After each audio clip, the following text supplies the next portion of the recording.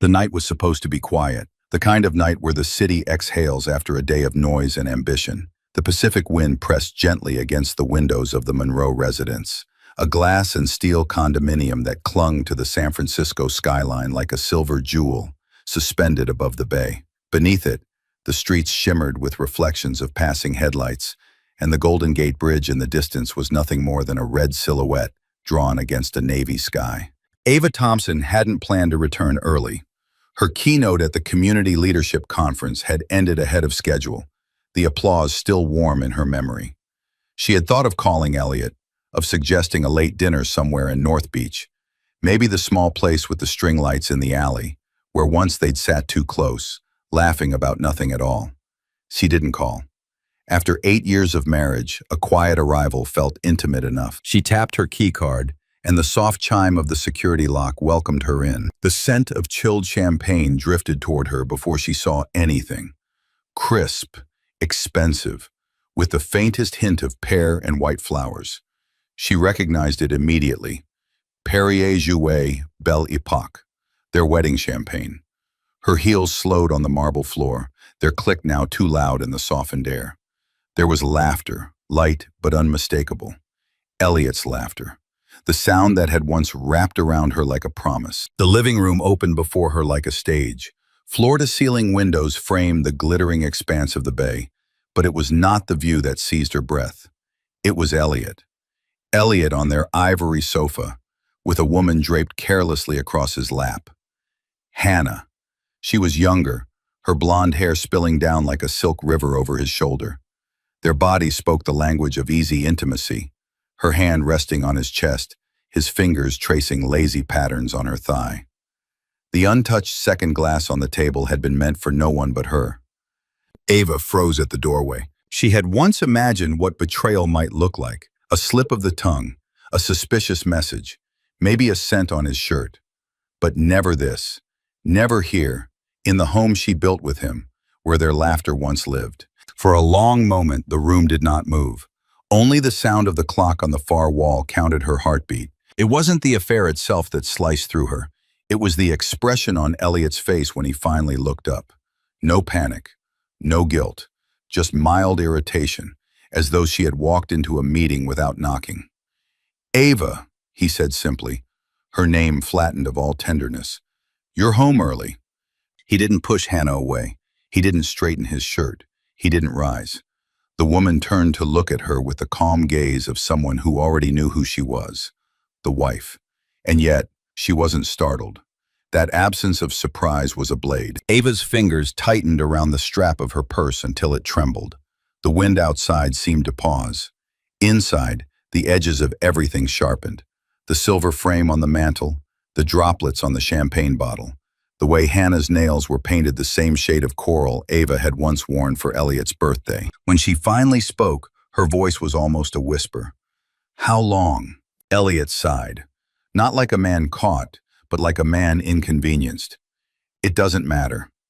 Her laughter cracked, soft and bitter. "How long?" He met her eyes then, steady, cruel in its casualness. "A year." A year. While she worked endless nights building the nonprofit that bore both their names, while she toasted his IPO, while she defended his late nights as the cost of success, he'd been pouring champagne for someone else. The woman shifted slightly, her confidence unnerving. She reached for the glass on the table, as though Ava were already gone. Ava took a step forward, and something inside her, something carefully constructed over 8 years, trembled under the weight of a truth it had always feared. The betrayal wasn't loud. It wasn't cinematic. It was quiet, clean, a cruelty wrapped in silk. The champagne bottle still gleamed under the warm light, the way it had on their wedding night. A symbol she had loved turned into an indictment. Elliot finally stood, but not to comfort or explain. He crossed to the bar cart and poured himself a neat scotch, as if nothing about this moment belonged to her. "You should probably get some rest," he said calmly, like a doctor dismissing a patient. That was when Ava understood. This wasn't a mistake he regretted. It was a decision he'd already made. She wanted to scream. She didn't. She wanted to cry. She couldn't. Instead, she did the only thing that still felt like hers. She inhaled slowly, deliberately, tasting the metallic ache in her chest, memorizing it, because pain, she decided, should be remembered, not as a wound, but as a weapon. She walked past them without another word. She didn't look back. Behind her, Elliot's low voice murmured something to Hannah. She didn't need to hear it. Their laughter followed her down the hallway like smoke. Outside, the city still glittered, indifferent and magnificent. The wind was colder now. Ava leaned against the wall of the private elevator, her pulse a storm against the silence. Something had ended, but something else, quiet, dangerous, alive, had just begun. If Ava's story has already gripped your heart, don't let go just yet. Like this chapter, share your thoughts in the comments and follow the channel to journey with her. From heartbreak to power, from ashes to rise. Every story begins somewhere. This is hers. Hannah left the way perfume leaves a room, slowly. The front door closed with a gentle sigh, and its sound went on reverberating in Ava's body long after the latch had settled. The condo felt too large. A cathedral emptied between services. Night pressed its cool cheek against the windows. The bay shivered with city light. Somewhere down on the Embarcadero, a foghorn answered the water. Elliot did not move toward her. He poured another measure of scotch, the ice kissing crystal like a practiced ritual, and leaned a hip against the bar the way he did when investors wanted to believe him. His shirt was still open at the throat. A small thing, but suddenly indecent. "Ava," he began, voice even, "we should talk like adults." She stood very still, palms open at her sides, as if the room might mistake her for furniture if she breathed too hard. "Adults," she repeated, tasting the word for irony. What an odd place to start. He watched her over the rim of his glass, wary, calculating. "I don't want to fight." "No," she said, "you never did. You preferred consensus. It photographs better." A shadow crossed his face. Injury or annoyance, she could not tell. He set the glass down. "It isn't working anymore. You know that. We've been parallel. You with your cause work, me with the fund. We grew in different directions." She almost laughed. "You grew into Hannah?" "A year ago," he replied, and there was the flinch of truth. "You were always gone. Panels, donors, board retreats. And when you were home, you were somewhere noble I couldn't reach." "How strange," Ava murmured. "I thought nobility was a place we built together." He sighed, the sound of a banker closing a file. "I'm not trying to be cruel. I'm being honest. We've been preserving an image that doesn't match the reality." The word image turned something inside her to glass. She could see the photographs on the mantle, launch parties, ribbon cuttings, the day the city named a scholarship after them. They smiled like people she almost recognized. So many smiles, so little air between them. "I didn't come home to debate branding," she said. "I came home to a stranger on my sofa." For a moment, his gaze softened, as if he remembered the girl who laughed in a North Beach alley under a line of paper lanterns. Then whatever softness was there folded itself neatly away. "We should make this clean," he said. "We have the prenup." "It's clear." The word fell between them with an ugly elegance. She felt its edges as one feels the fault line beneath a city, the long, sleeping inevitability. He went on, voice elastic with practiced calm. "We signed it before the IPO, before the private rounds. You insisted on separate structures for your nonprofit anyway. It protects you, and it protects me." Protects. The syllables scraped. Protects whom from what? Love? Catastrophe? Each other. She remembered the afternoon they'd signed, 4 floors above a law firm lobby polished like a lake. He'd kissed her knuckles with the tenderness of a man in love with beginnings. "This is a formality," he'd said. "We'll never need it." She'd believed him, because the future then was a thing that shone without explanation. Outside, a saxophone had been playing on Market Street. She'd thought about the music, not the document. Now she said, "I don't remember it being as clear as you are." "You had counsel," he replied. "We both did. I had a woman who told me not to marry for love, and then watched me do it anyway." The wryness in her voice surprised her. It felt like a hand on her back, keeping her standing. He poured water into his glass, the smallest concession to gentleness. "Ava, I can be generous." "Generous?" The word floated, then sank. "With what belongs to us."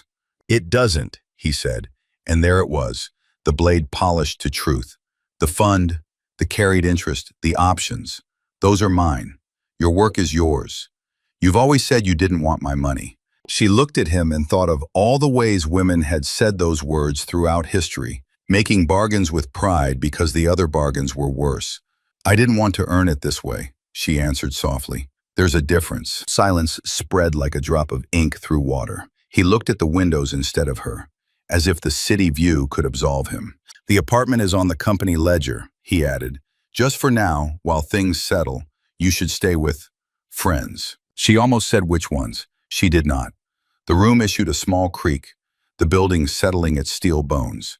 The clock counted the length of a heart. Ava walked past him into the living room. She touched the back of the sofa, then the cold neck of the champagne bottle, then the framed photo from their first anniversary. The two of them on a wind-sweetened ridge at Point Reyes, hair whipped into laughter, joy uncomposed and therefore true. She set the photo face down with a steadiness that felt like prayer. Tell me something, she said. When did you stop loving me? Is there a date we can pin to the wall and point at, like a map? He hesitated, jaw working against an answer he would regret.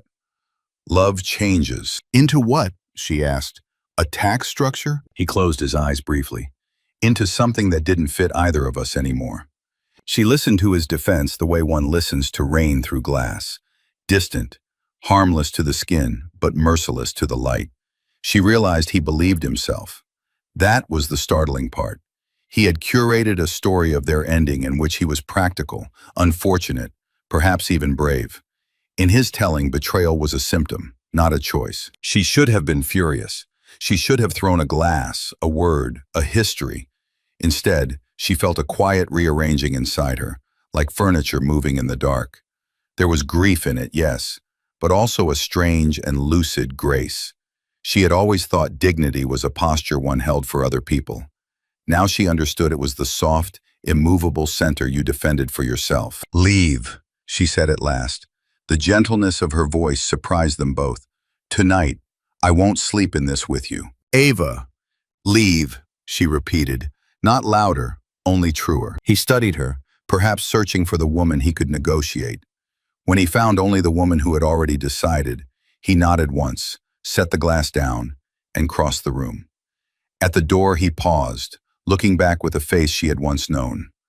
For a flicker there was something like apology, or nostalgia wearing apology's clothes. Then the door received him, and the elevator took him away. Silence came and sat with her like an old aunt who knew all the family secrets. The apartment resumed its breathing. Far below, a siren threaded the night, then untied itself and was gone. Ava moved slowly through the rooms, opening drawers as if they belonged to a museum she had once loved. She gathered only what would fit in a weekend bag: 2 dresses, a leather notebook, a strand of pearls her mother had given her the day she left for college. In the study, a drawer slid out with a soft complaint. There, beneath a tangle of paper clips and the square coasters from the wine country inn they never went back to, lay the prenup. Copy initialed in blue. She took it to the dining table and sat. The paper was heavier than the moment deserved. She traced the paragraphs with her fingertip, reading the language that made 2 people manageable to a ledger. The clauses did not surprise her. What surprised her was the calm that opened like sky over water. She did not cry. Not yet. Tears would be for another room, another hour. On the last page, their signatures intersected like 2 birds crossing. She closed the folder and rested both hands on it. I believed you, she whispered to the empty air, to the girl in the photograph, to the woman she still was. I believed us. The heater exhaled. The fog moved in from the ocean as if to cover the city in a shawl. She stood and turned off the lights one by one, kitchen, hall, living room, until only the windows remained, vast panes of night holding the city the way a mother holds a feverish child. Close, unafraid. In the bedroom, she did not undress. She lay on top of the quilt and watched the ceiling shift as car lights slipped across it. Sleep did not come. Instead, memories arranged themselves with precise cruelty. The first time Elliot saw her speak at a fundraiser, his eyes bright with admiration. The afternoon he taught her to drive up Lombard in first gear. The way he held her on a ferry deck in a winter storm, unafraid of wind. By dawn, the room had acquired the pale color of surrender. Ava rose, washed her face, and looked at her reflection. The woman in the mirror was not ruined. She was altered. There was a line at the mouth she did not remember earning. It suited her. She made coffee she did not drink, put the prenup in her bag, and took one last look at the home that had learned her silences. On the way out, she lifted the anniversary photo and set it back upright. The two laughing people stared out into a day that had not yet learned what it would cost them to be happy. On the threshold, she paused and did something she could not have explained. She pressed her palm to the doorframe, an anointing, a goodbye, a promise to the woman who had once walked through it, believing love alone would be enough. Then she stepped into the hall and let the door close quietly behind her, patient as tide. In the steel hush of the elevator, Ava felt the first true thought of morning. This is not where I end. The words arrived without trumpet or fanfare. They sat in her like a seed, unassuming, inevitable. When the doors opened to the lobby, the city breathed in, and she breathed out, and the day began. San Francisco wore its morning like a silk scarf. Fog lay gently over the hills, the streets rinsed with a pearly light that made even the fire escapes look ceremonial. Ava crossed Union Square with a small suitcase, the kind meant for weekends and emergencies, and checked into a hotel with carpets the color of rain. The concierge recognized her, smiled the curated smile offered to familiar names, and did not ask why a woman with a famous address needed a room for 7 nights. In the quiet of the suite, she set the prenup on the desk and her mother's pearls in a teacup. The room smelled faintly of lemon oil and the sea. She changed into a simple black dress, wrapped her curls into a low knot, and opened her laptop. Emails waited with the patience of bad news. The first was from a gala chair, all empathy and exit routes. We know you're navigating a private transition. Perhaps it's best if we release your co-chair role for this year's event and revisit next season. The next from a donor who preferred neutrality.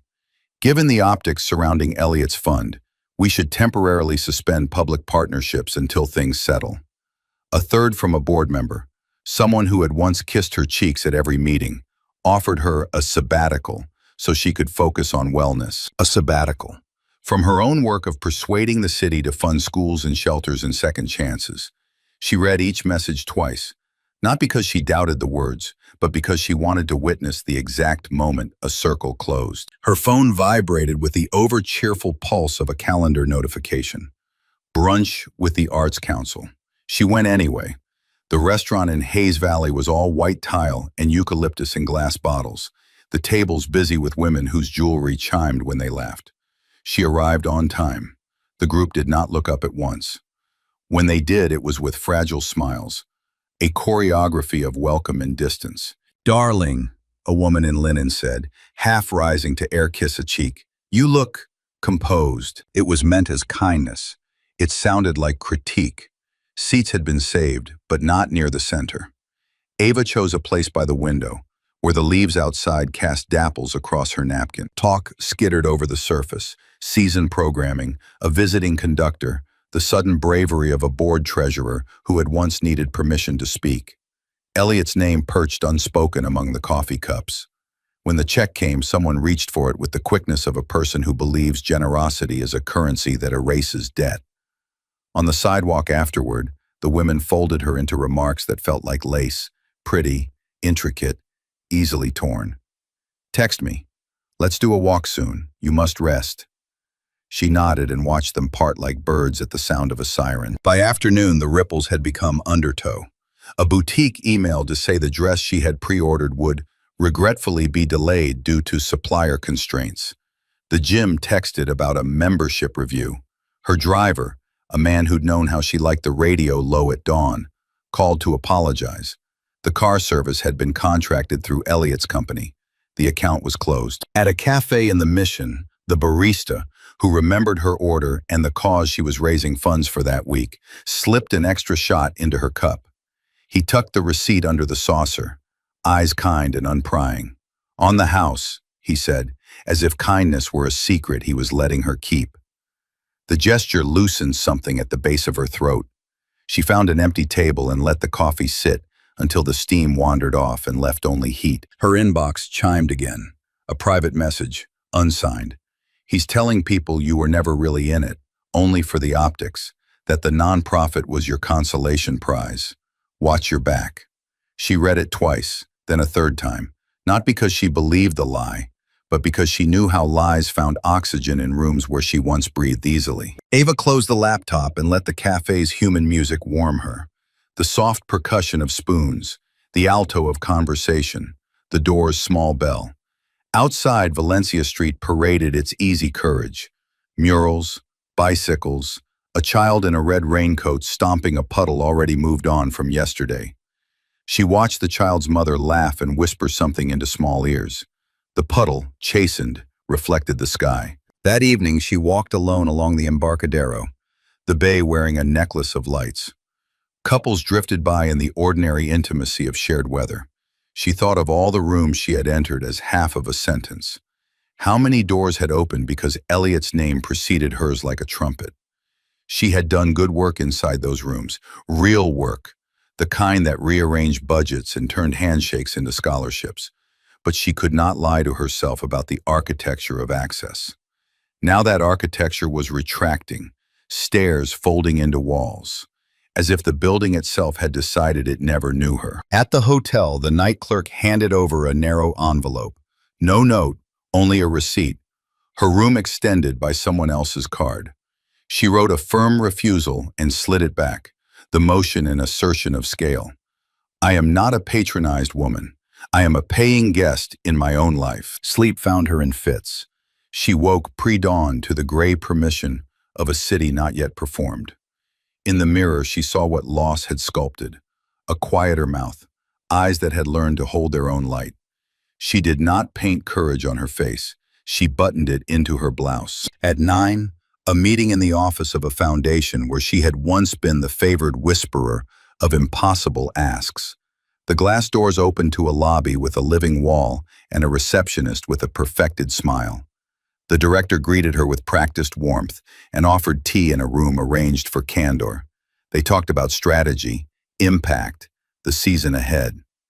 At the end, the director folded her hands with the air of a woman closing a ledger. Ava, the board feels it's prudent to pause visible collaborations just now. We admire you, we truly do. But you understand optics. Optics, again, a city in love with its mirrors. I understand, Ava said. Not because she agreed, but because wrestling with smoke is a waste of breath. On the sidewalk, the wind lifted the corner of her scarf. The street smelled of brine and roasted coffee, and a bakery learning the morning.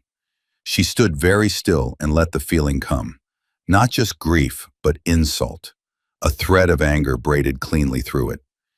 Anger, she realized, is not the opposite of grace. Sometimes it is the shepherd that leads grace where it needs to go. Her phone rang. Miss Thompson? The voice was brisk, a woman's. My name is Marisol Reyes. I'm in compliance at Monarch Bank. I apologize for the hour, but a series of wire activities have come to my desk that concern accounts associated with Monroe Capital and a household profile ending in 07. There may be discrepancies with disclosures. I thought you should be aware. The words organized themselves slowly, like soldiers moving into formation. Wire activities. Discrepancies, disclosures, a different kind of circle, opening. Ava thanked her and asked for a time to meet. She hung up and stood in the middle of the wind. A cable car rattled past, tourists laughing, a man in a navy peacoat holding the rail with one hand and his lovers with the other. Somewhere, church bells counted 10. By late afternoon, the text threads had thinned. The women who once scheduled her for every table now trusted silence to do the talking.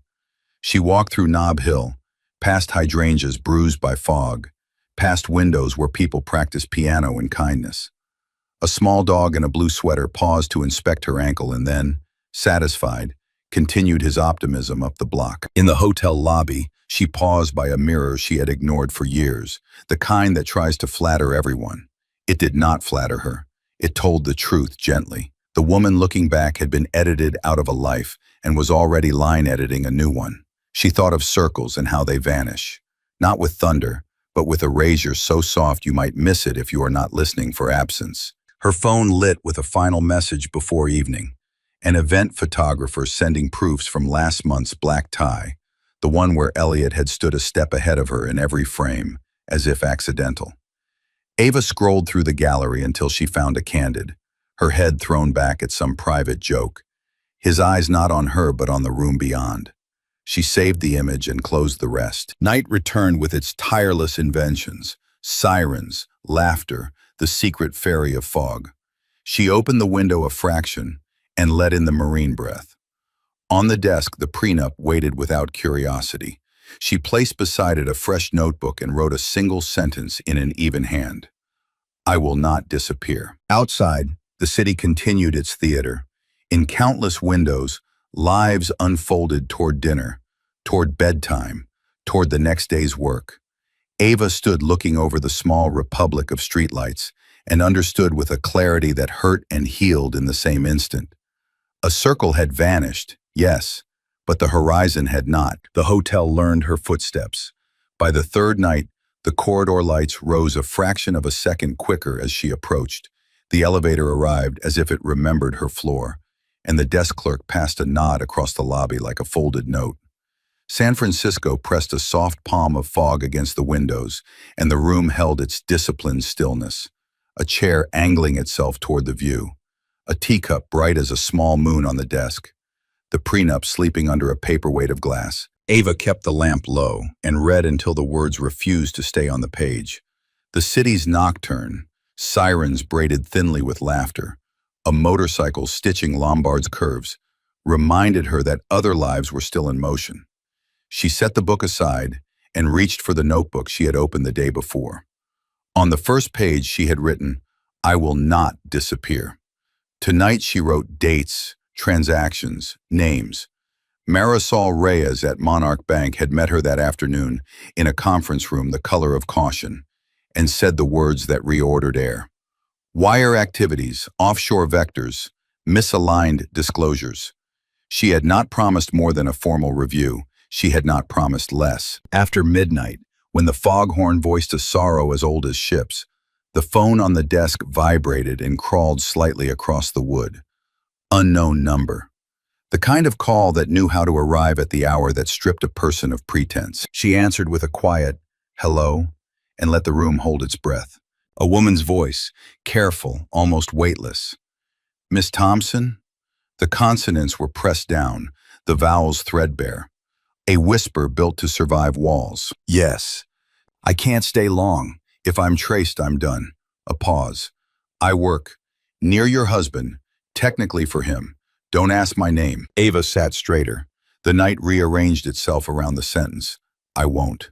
Are you safe? A faint laugh, the sound chiffon makes when it moves. Not a question I can afford. Listen to me. There are entities, shells. He has a habit of naming them like constellations. Aquila Pacific, Lyra Blue, Sendana Holdings. He thinks poetry can launder anything. Ava's pen found the page. The names landed in ink like coordinates, waiting for a map. Where? Cayman, BVI, a transit through Singapore. The Cayman accounts are nested, one inside the other, so a casual audit misses the heart. Transfers move the way tides move. Gentle, regular, assumably natural. Another breath. There's a card key for an office we never put on the company diagram, 2 blocks from the ferry building. He meets there with a man who isn't on payroll. Thursday nights. Ava's mind moved with the clean speed of weather changing. What can you give me that holds in daylight? Documents? Dates? I can give you paths. The whisper lowered again. Start with Monroe Strategic Advisory. It's a consultancy on paper, not in practice. Cross-reference its invoices with Aquila Pacific and look for a vendor called Harborline Logistics. It doesn't exist, except that it does, as a receiver. The amounts are never ostentatious, 300,000 here, 450 there. But look at the intervals. They hum, Miss Thompson. They hum to a rhythm you can prove. Why are you telling me this? Ava asked, and heard that she had placed the question gently, like a glass left on a piano. Because I believed him, the woman said. The way you did, once. Because he tells people you were never serious. And because there is a limit to how much of myself I will trade for health insurance. A smaller pause. Also, Because you are precise. I've watched you in boardrooms. You do not throw words like dishes. You set them down and make the room eat. The compliment landed in Ava with a complicated warmth and grief. If I go after this, he will come at me hard. He will come at you either way, the whisper said, tender and factual. The question is whether you meet him standing up. Show me the door, Ava said. I'll learn the lock. There was the rustle of paper, someone brave in a dark kitchen, folding evidence into the lining of a coat. I'm sending you an internal memo. Compliance flagged an anomaly 6 months ago. The review went nowhere. You'll also receive a photograph of a whiteboard. I'm sorry for the angle, I took it too fast. You'll recognize the handwriting. If anyone asks, you never heard my voice. The text pinged through. A blurred whiteboard, diagonal and gray with haste, arrows, abbreviations, the wet geometry of crime. The memo arrived a breath later, polite, toothless, filed into a drawer that had never expected to be opened. How do I repay you? Ava asked. Make it matter, the woman replied. Make the story true, about who did what to whom. And forget me. The line went quiet. Not a click, simply a breath that didn't return. Ava sat with the illuminated face of her phone warming her palm. The room, newly arranged with danger, felt more honest than it had in days. She printed the memo on the room's inconvenient little printer and watched it deliver truth an inch at a time. The whiteboard photograph she enlarged on her screen and traced with a fingertip, the way one might follow a lover's shoulder blade absent-mindedly. Lyra Blue, arrow, SA, arrow, HL, logistics, arrow, AP, Cayman. The arrows did not point, they confessed. She saved everything to an encrypted drive, then drew a square on the notebook page and wrote inside it, as if building a room. Chain of custody. She wrote Sophia Park beneath that, and Marisol Reyes beneath Sophia. The names like beams to hold up a ceiling she could stand under. When she called Sophia, it was nearly 2 in the morning. The lawyer answered on the second ring, voice already awake in that particular way, only the tireless and the necessary are. Ava? I have a memo and a photo, Ava said, and a path. Bring them at 8, Sophia replied. We'll file for preservation orders before lunch.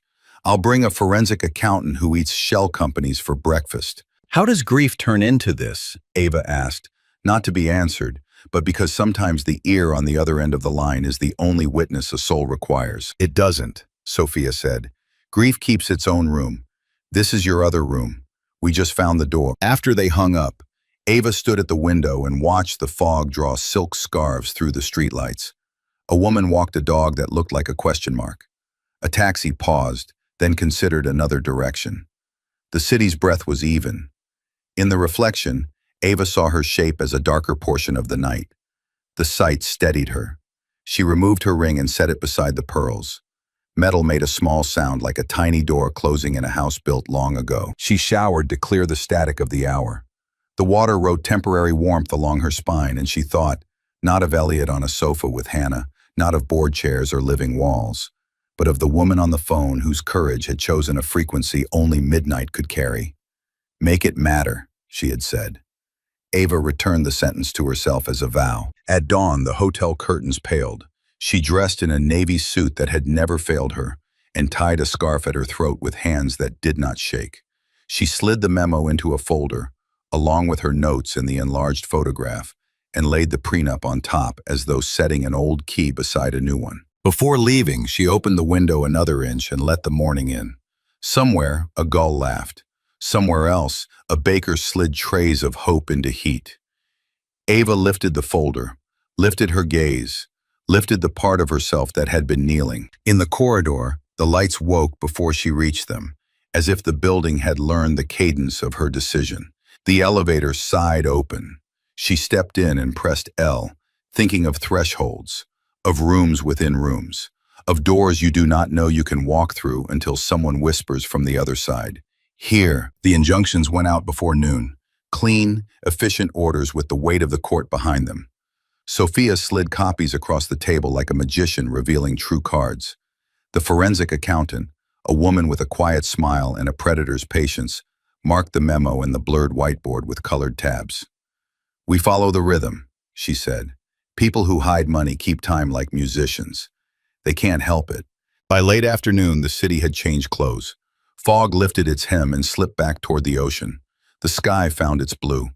Ava returned to the hotel with a stack of folders and a body that had learned the dimensions of vigilance. On the bed lay the dress the boutique had nearly delayed, returned to the front desk by a courier with an apology loud enough to be overheard. She stared at the silk a beat too long, then laughed softly at the thought that fabric believed it could carry a woman through a night unchanged. Still, there was a gala, and in a city that mistook absence for guilt, presence was a kind of alibi. The Museum of Modern Art dissolved and reassembled its guests at the door, as if the building were a prism, and everyone entered as light. Ava arrived without an escort and with her spine gathered into a straight line. Inside, the atrium held a cool music, cello notes and distant glassware. Images hovered on walls. A wash of indigo, a red square that seemed to pulse, a photograph of a woman mid-turn, becoming someone else. She was near the Calder when she felt him before she saw him, the way one senses weather at the back of the neck. Damian Hale stood a polite distance away, looking not at her, not yet, but at the sculpture that balanced air as if it were a rumor. He was older than the boys who performed bravado for journalists. He wore his suit like a sentence with no wasted words. When he turned, his eyes did the full work of seeing, and she felt her resolve square itself in response. "Miss Thompson," he said, "no presumption, no reach for first names. I didn't expect you tonight." "Neither did I," she answered. "Then I decided shadow is a poor strategy." One corner of his mouth acknowledged the line. "You're right. The city forgets the faces it doesn't see." He gestured toward a quieter hallway off the main atrium, where a suite of photographs showed hands at work, hands guiding clay, turning knobs, whittling a shape from wood. There, the sound of conversation thinned, and the strings in the atrium became a private ache. "I'll be direct," he said. "Elliot has been in my way for 10 years. He's shrewd, but he cheats the long game. Investors love a sprint. He lives to sprint." "And you jog?" Ava asked. "I pace," he said, a hint of dry humor warming the word. Then almost gently, "Someone on your side is working. I've been waiting for that work to begin." She held his gaze.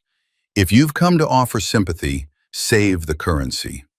If you've come to offer leverage, understand I count the cost." "I don't offer sympathy," he said. "It spends badly. I offer information and, when useful, cover." He reached into his jacket and drew out a folded page. Nothing theatrical, just paper that wanted to be read. "Public records cleverly hidden. Monroe Strategic Advisory shares an address with Harbor Line Logistics, which lists a managing member that never appears in person. The name is borrowed from a man who died in Idaho in 2012. Sloppy, if you know where to look." "How did you look?" Ava asked. "I make it a hobby to understand the men who believe they're untouchable," he said. "Elliot is loud. His filings only seem quiet." He paused. "The difference between us, I don't steal. I simply arrive where the money goes after men like him light it on fire." The gallery light caught in a silver thread at his temple. On another night, in another life, she might have admired the composition. Tonight she listened for the gear teeth in his sentences, the places where strategic machinery engaged. He was not pretending to be a savior. He was telling her exactly which game he was playing and offering her a piece with its own moves. "What do you want in return?" she asked. "To change the story," he said. "Elliot has been writing it for years, and people read lazy narratives because they are easy to hold. You rewrite it, he loses investors. I don't need to bury him. I need to be standing at the edge of the hole when he falls." A breath. "Also, I want you visible. It protects you. And yes, it protects the optics of what comes next." "Visible with you," she said, not a question. "If that is tolerable," he replied. "I know what the papers will say. Let them run out of adjectives. Meanwhile, we'll do the work." He put the folded page in her hand. Warmth lingered on the paper, his, then hers. She scanned the lines and saw the pattern emerge, a shape only the patient can perceive. The dead man's name, the repeated suite number, the registered agent who appeared like a shadow in too many doorways. The edges of anger she had been sanding smooth for days grew purposeful. A blade finally balanced. "You think I can be Used, she said. She let the word used take its full height. I think you can be chosen, he said quietly, by yourself first. And in choosing, you can choose allies. You have a mind I respect and a cause I don't patronize. I won't lie and claim I'm purely altruistic. I hate the man you married and the damage he does, financially and otherwise. But I also believe you are the worst opponent he could have picked. A woman he underestimated who has learned to like the taste of her own name without his beside it. Ava laughed softly, the kind of sound that wears both fatigue and relief. You speak like a man who has watched other women underestimated. My mother, he said after a heartbeat, a nurse on graveyard shifts who refused to be small when my father preferred a smaller wife. She left. He stayed small. She did not. He shrugged the memory back into place. I invest in founders who won't shrink to fit the room. Then invest tonight, she said. Not in me exactly. In the truth. I want access to your due diligence. I want a mentor inside your shop who will treat me like a colleague. If we're to be seen together, I want the seeing to reflect a reality. I will be working, not posing. He nodded once, as if she had confirmed a hypothesis. Done. Elena Vasquez, my COO. She terrifies grown men and has a gift for making the terrified grateful. You'll start with her. And if I decide I dislike the way your leverage feels, Ava asked, then you set it down, he said. I don't hold hostages. The music in the atrium swelled and thinned. A woman's laugh rose and dissolved. The photograph beside them showed a pair of hands turning a bowl on a wheel, water and clay making a new circumference together. One hand steadying from inside, one hand guiding from without. Thursday nights, Ava said, eyes on the image, not on him. There's a room by the ferry building. He meets someone there. Do you have eyes on it? I have questions on it, he said. Now I have a reason to answer them. They walked back toward the noise and glass. People glanced up, then away, then back again. Curiosity performing discretion. Damien did not touch her. He simply matched his stride to hers and let the room do arithmetic. At the edge of the crowd, he said, You have a decision to make. I already made it, she replied, at 2 a.m. over a bad printer and a better memo. I intend to win on paper before anyone tries to win in the press. He regarded her with something like respect finding its own level. Then we begin tomorrow. My office at 9. I'll have Elena clear her morning. Don't clear it, Ava said. Double it. And send me your files tonight. Another of those slight, not quite smiles. You'll have them within the hour. A server passed with a tray of flutes. Ava took one and held it without drinking. The bubbles climbed with insistence and died quietly at the rim, the way hopes do, and also plans if you let them. She set the glass on a ledge and turned back to the room that had once felt like a home, and now felt like a stage she was finally ready to use. Ms. Thompson, Damien said, and this time her name did something different in his mouth. It made space. For what it's worth, I am sorry for the part that is personal. For what it's worth, she answered, I intend to make the part that is structural answer to the part that is personal. They did not shake hands. They had both already offered more than palms. He inclined his head, an old-fashioned courtesy that, in his case, did not rust. Then he moved into the crowd with the disturbing grace of a man who knew how to arrive everywhere on time. Ava remained by the nearest window, looking down at a city that had mistaken her for a shadow. She watched its lights come on one by one, like understanding. In her bag, the page he'd given her warmed the leather. On her phone, a new email arrived. Vasquez, Elena. Hale Ventures, tomorrow, 9 o'clock. Bring your mind. She smiled, small, private, precise, and let the moment settle into its proper place. Not a rescue, not a seduction, but the crisp click of a lock finally throwing because she had learned the pattern and turned the key. Morning found the city unbuttoning itself from fog. Ava crossed Market Street with a folder pressed to her ribs like a second sternum and took the elevator up to Hale Ventures, where the air held that particular hush of rooms built for decisive sentences. The reception plants were glossy without pretending to be tropical. The glass didn't show off, it clarified. Elena Vasquez was waiting in a conference room with long windows and a whiteboard already half covered in quiet geometry. Boxes, arrows, a tide chart of cash. Elena's hair was pulled back in a severe part that made her eyes kinder, not colder. She gestured to coffee, to a chair, to the seat at the table that was not ornamental but prepared. "I read your notes," she said without greeting, her voice warm in a way that did not invite laziness. "You don't waste ink. Good. Let's not waste breath." They began with the memo, the whiteboard photo, the shell names that had arrived like constellations at midnight. Elena transcribed and translated, turning secrecy into arithmetic. "He keeps his entries small," she said, tapping a pen in even time. "But small crimes repeated are not small crimes. They're habits." Damien entered without ceremony and took the chair beside Ava, not at the head. The hierarchy in the room was competency, not furniture. He listened while Elena sketched the route. Monroe Strategic Advisory, Arrow. Harbor Line Logistics, Arrow. Aquila Pacific, Cayman, Arrow. Lyra Blue, BVI. At each juncture, he asked one question only. Who else sees this? As if privacy were the oxygen of wrongdoing, and he meant to thin the air. Ava kept pace. She had arrived prepared to be trained, not displayed. She offered, adjusted, cut. She replaced adjectives with numbers, indignation with structure. When Elena assigned tasks, Ava took the ones that would stain her hands and her time. Reconciling invoice sequences, plotting transfer intervals against press releases, cross-checking director names against obituary databases. It felt like washing a truth too long left sticky. At 10, Sophia joined by video, the percussive relief of a woman in litigation mode. Preservation orders are live. We'll need an affidavit for the midnight memo and the whiteboard photo.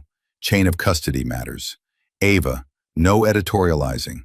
Facts, time, receipt. Understood, Ava said, and felt how far she had come from the girl who believed sincerity could substitute for procedure. By noon, the shape on the board was undeniable, deliberate, patient, almost elegant.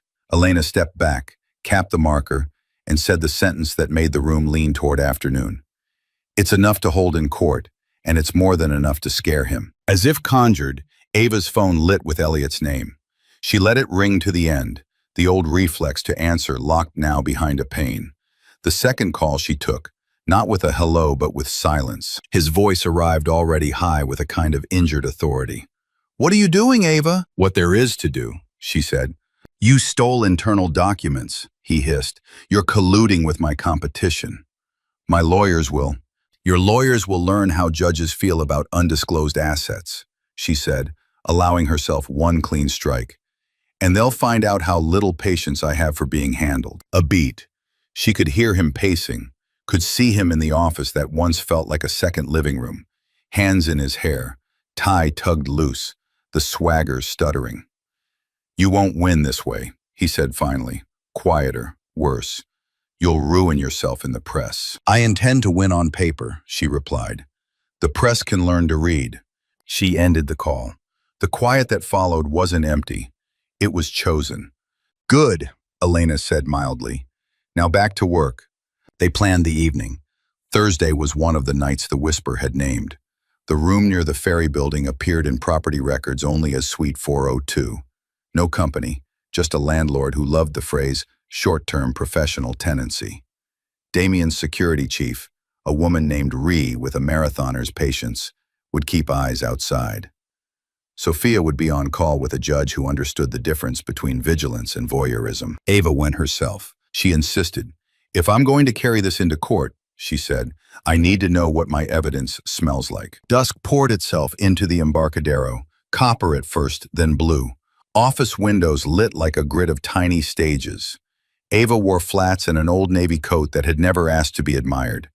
Ree positioned her near a florist across the street, where buckets of eucalyptus made the night smell like a letter pressed between pages. At 7:12, Elliot appeared, alone, head down, moving with the innocence of men who believe darkness is a curtain. At 7:16, another man arrived, older, careful, carrying nothing. They entered together. Ava's throat found a new rhythm. She told it to slow. A half hour later, the older man left with a folder tucked under his arm. Ree photographed him, then the folder's unguarded spine, where two letters flashed like a dare. H.L. Harbor Line. Sophia's text arrived at once. Got it. Do not follow. We file in the morning. Ava exhaled a breath she had been embalming since the call at midnight. She did not smile. She did not tremble. She simply marked the time in her notebook and felt, with startling calm, the first undeniable weight of momentum. Back at the hotel, she wrote her affidavit by hand first, a habit learned from a mentor who believed the body tells cleaner truth with ink. At 1912, I observed Elliot Monroe enter suite 402. At 1946, an unidentified male exited carrying a tan file folder marked HL. She transcribed it into the sterile beauty of a template, attached the memo and photo, and sent the packet to Sophia, who replied with a thumbs-up emoji and the more reassuring follow-up. You did well. At midnight, Marisol Reyes called again from a number that expired as soon as it spoke. Your orders are hitting, she said, voice steadier now that process had replaced rumor. There will be pushback. We'll hold. Thank you, Ava said. Gratitude, unadorned, felt like nourishment. Miss Thompson, Marisol added, softer. For what it's worth, everyone in compliance cheers when a clean line is drawn. It makes our work less lonely. Ava slept 3 hours and woke with the sense memory of tide. She dressed in the certainty of Navy and arrived at the courthouse with Sophia under a sky pretending at indifference. The hearing was short, not because it was trivial, but because the paper was good. The judge asked pointed questions, frowned at certain intervals, and signed where Sophia told him to sign. It felt, finally, like gravity was on her side. News moved faster than weather. By afternoon, Elliot had convened a PR firm that spoke in controlled flares. The first puff of smoke appeared as a blind quote. Sources close to Monroe say the divorce has become vindictive. The second as a profile photo from better days, cropped so that she stood a step behind him. The third, the most poisonous, as a suggestion that her nonprofit had benefited from overlap in relationships. Elena slid the clippings across Ava's screen with the same clinical calm she used for ledgers. We don't answer this. We build a timeline and let truth accumulate. Damien, from the doorway. Visibility's still useful. If you can stand it, we're hosting a donor salon tonight. Quiet room. People who read. Fewer cameras. Walk in with me. Not a performance. Presence. Ava considered and found she did not mind being seen. Not if the seeing matched the doing. I'll come, she said, but I'll speak, and not about heartache. About governance. Even better, he said, and the corner of his mouth did that almost smile she had learned meant agreed. Evening found her on a terrace in Pacific Heights, the bay laid out like an argument she was ready to win. Inside, conversation bent toward her, then away, then returned, like tide practicing loyalty. She talked about due diligence as an act of love, toward communities, toward truth, toward the future someone else's children would inherit. She spoke in clear clauses and did not apologize for knowing her subject. When questions veered toward gossip, she declined them with a look that made refusal feel like good manners. Later, alone at the terrace rail, Damien joined her but did not touch the moment, only stood beside it. You shifted a room, he said, without raising your voice. She watched a ferry sow a bright seam across the dark. Rooms shift when someone opens a window, she said. We've been breathing stale air for years. Tomorrow we open another, he replied. Elena's mapped the next motion and re-found our older man. He's registered to a freight forwarder in Oakland with no freight and a forwarder's gift for vanishing. Ava nodded, the quiet of resolve a new home in her chest. Good, she said. Let's keep time. The city glittered. Somewhere below, a gull laughed like a heckler and then, as gulls do, forgot his joke. Ava lifted her chin, not defiant, simply awake. War had begun, and for the first time since the doorway shattered, she was not merely surviving its noise. She was composing its music. Hale Ventures did not thunder when it moved. It pivoted, quietly, precisely, like a dancer changing direction in the breath between notes. By the end of Ava's first week with Elena, a new cadence had entered her days. Mornings that began with ledgers and ended with language. Afternoons that split themselves between the courtroom and the conference table. Evenings that wore the cool perfume of strategy, rather than the heat of reaction. Elena trained without condescension. "Numbers are only the surface of water," she said, drawing an arc across the whiteboard and puncturing it with dots. "We watch for current underneath. Here, intervals. Here, counterparties that never quite sit still. And here, governance that speaks like a gentleman and signs like a thief." She gave Ava the kind of work that makes a spine remember itself, reconstructing reconciliations from the faintest residue, testing invoice numbers for skipped beats, writing memos that replaced fury with proof. Between tasks, Elena told small stories that fell like breadcrumbs back to a self Ava recognized. "When men are frightened," she said one afternoon, "they accuse women of being emotional. We give them a better fear, precision." Ava learned to love the patience of method. She came to relish the discipline of not saying the clever thing in the deposition when the plain thing would break the lock. Her handwriting grew smaller, her sentences grew straighter. She saw how the right verb could collapse a paragraph of argument into a single unavoidable step: concealed, not failed to disclose; moved, not rebalanced. She ironed truth with verbs until it lay flat. News tried to draft her into its theater. Profiles appeared with photographs from her past life, cropped to suggest that she had been standing behind Elliot by preference.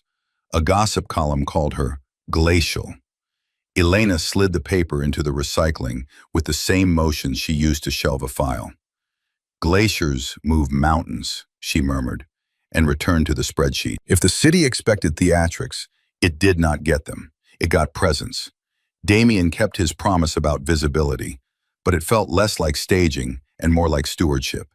He asked her to join diligence sessions, not to decorate them. In rooms where the air had once shifted to accommodate a husband's ambitions, it now sat level. When he introduced her at salons, he did not say divorcee or survivor or any other word that cut a woman to fit the mouth that spoke it. He said, "This is Ava Thompson. She is building the ethics we intend to invest in." Sometimes on late afternoons, he would step into Elena's conference room and listen to Ava explain a newly charted route of funds as if it were a coastline she had surveyed on foot. He had the useful habit of asking questions that were both narrow and kind. If this node fails, where does pressure move? If this story goes public, who is the first innocent to be harmed? She found she could answer him without translating herself, and that relief rang through her like crystal struck once and still singing minutes later. The city began to behave as if it remembered her face. Invitations returned, not to seats on the edge, but to tables where decisions were oxygen. The Arts Council asked her to lead a governance audit and accepted her condition that the findings be published whole, not sanded to please donors. A community bank requested her help designing a program for founders with ideas, but not collateral. At a roundtable with the mayor's staff, she proposed a public registry of nonprofit board conflicts. No one told her to smile. On a Tuesday that wore the sky like polished steel, Ava and Elena took a meeting with a pension fund that had grown tired of being told that due diligence was an inconvenience for people who liked to count. In a room that smelled faintly of pencils and coffee, Ava laid out the structure of a requirement set: anti-circular invoicing, real-time vendor verification, enforcement clauses with teeth. The trustees, men who had the good sense to be a little ashamed of not having asked for this sooner, nodded until the nodding became consent. "Why now?" one of them asked. "Why this level of rigor?" Ava considered and then said the first clean truth. "Because governance is the story a city tells itself about its future. If we allow the sloppy ending, we are complicit in the sequel." She did not blink. She did not soften. The pen in the trustee's hand stopped moving. Approval followed with the simplicity of rain finding gravity. She left the meeting with a document that felt less like a win and more like a hinge. That evening, at a quiet dinner with Elena and two women who ran a community development fund, Damien arrived late, rain caught in his hair like punctuation. "Apologies," he said, not to the table but to the room, and took the seat that did not diminish anyone else's. He listened while Ava described the pension protocols, and his mouth went thoughtful at the corners. "You just wrote a standard," he said. "No," Ava answered, aware of her own smile. "I wrote a reminder." "Those are harder to ignore," he said, and a warmth passed between them that had nothing to do with candles. The legal front advanced, not in leaps, but in steps that compound like interest. Sophia's motions landed with the weight of their own unadorned logic. The judge began to look at Elliot's counsel the way a teacher looks at a student repeating a bad excuse. Injunctions held. A request for sanctions did not get laughed out of court. Monroe's strategic advisory began to fray in public filings. Resignations timed just before dawn.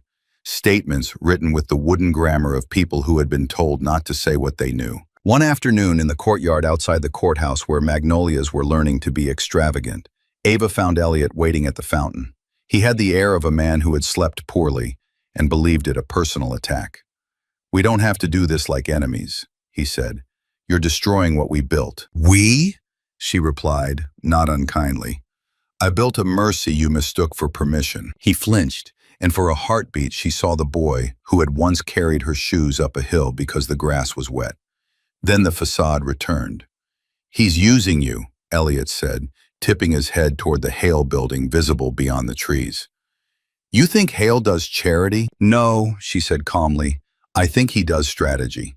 So do I, and together we are doing governance. You might try it." When she turned to go, he reached involuntarily, but not to touch, only to test whether she would stop because he made a shape with his hand. She did not. Spring pressed itself against the city in green paragraphs. The donor salon turned into a standing seminar in ethics, then into a committee. Elena began bringing Ava into portfolio reviews, where founders learned that a spreadsheet can carry love if the person reading it cares what happens to strangers. In one meeting, a young woman with a nervous laugh pitched a logistics company designed to make last-mile delivery less cruel to neighborhoods.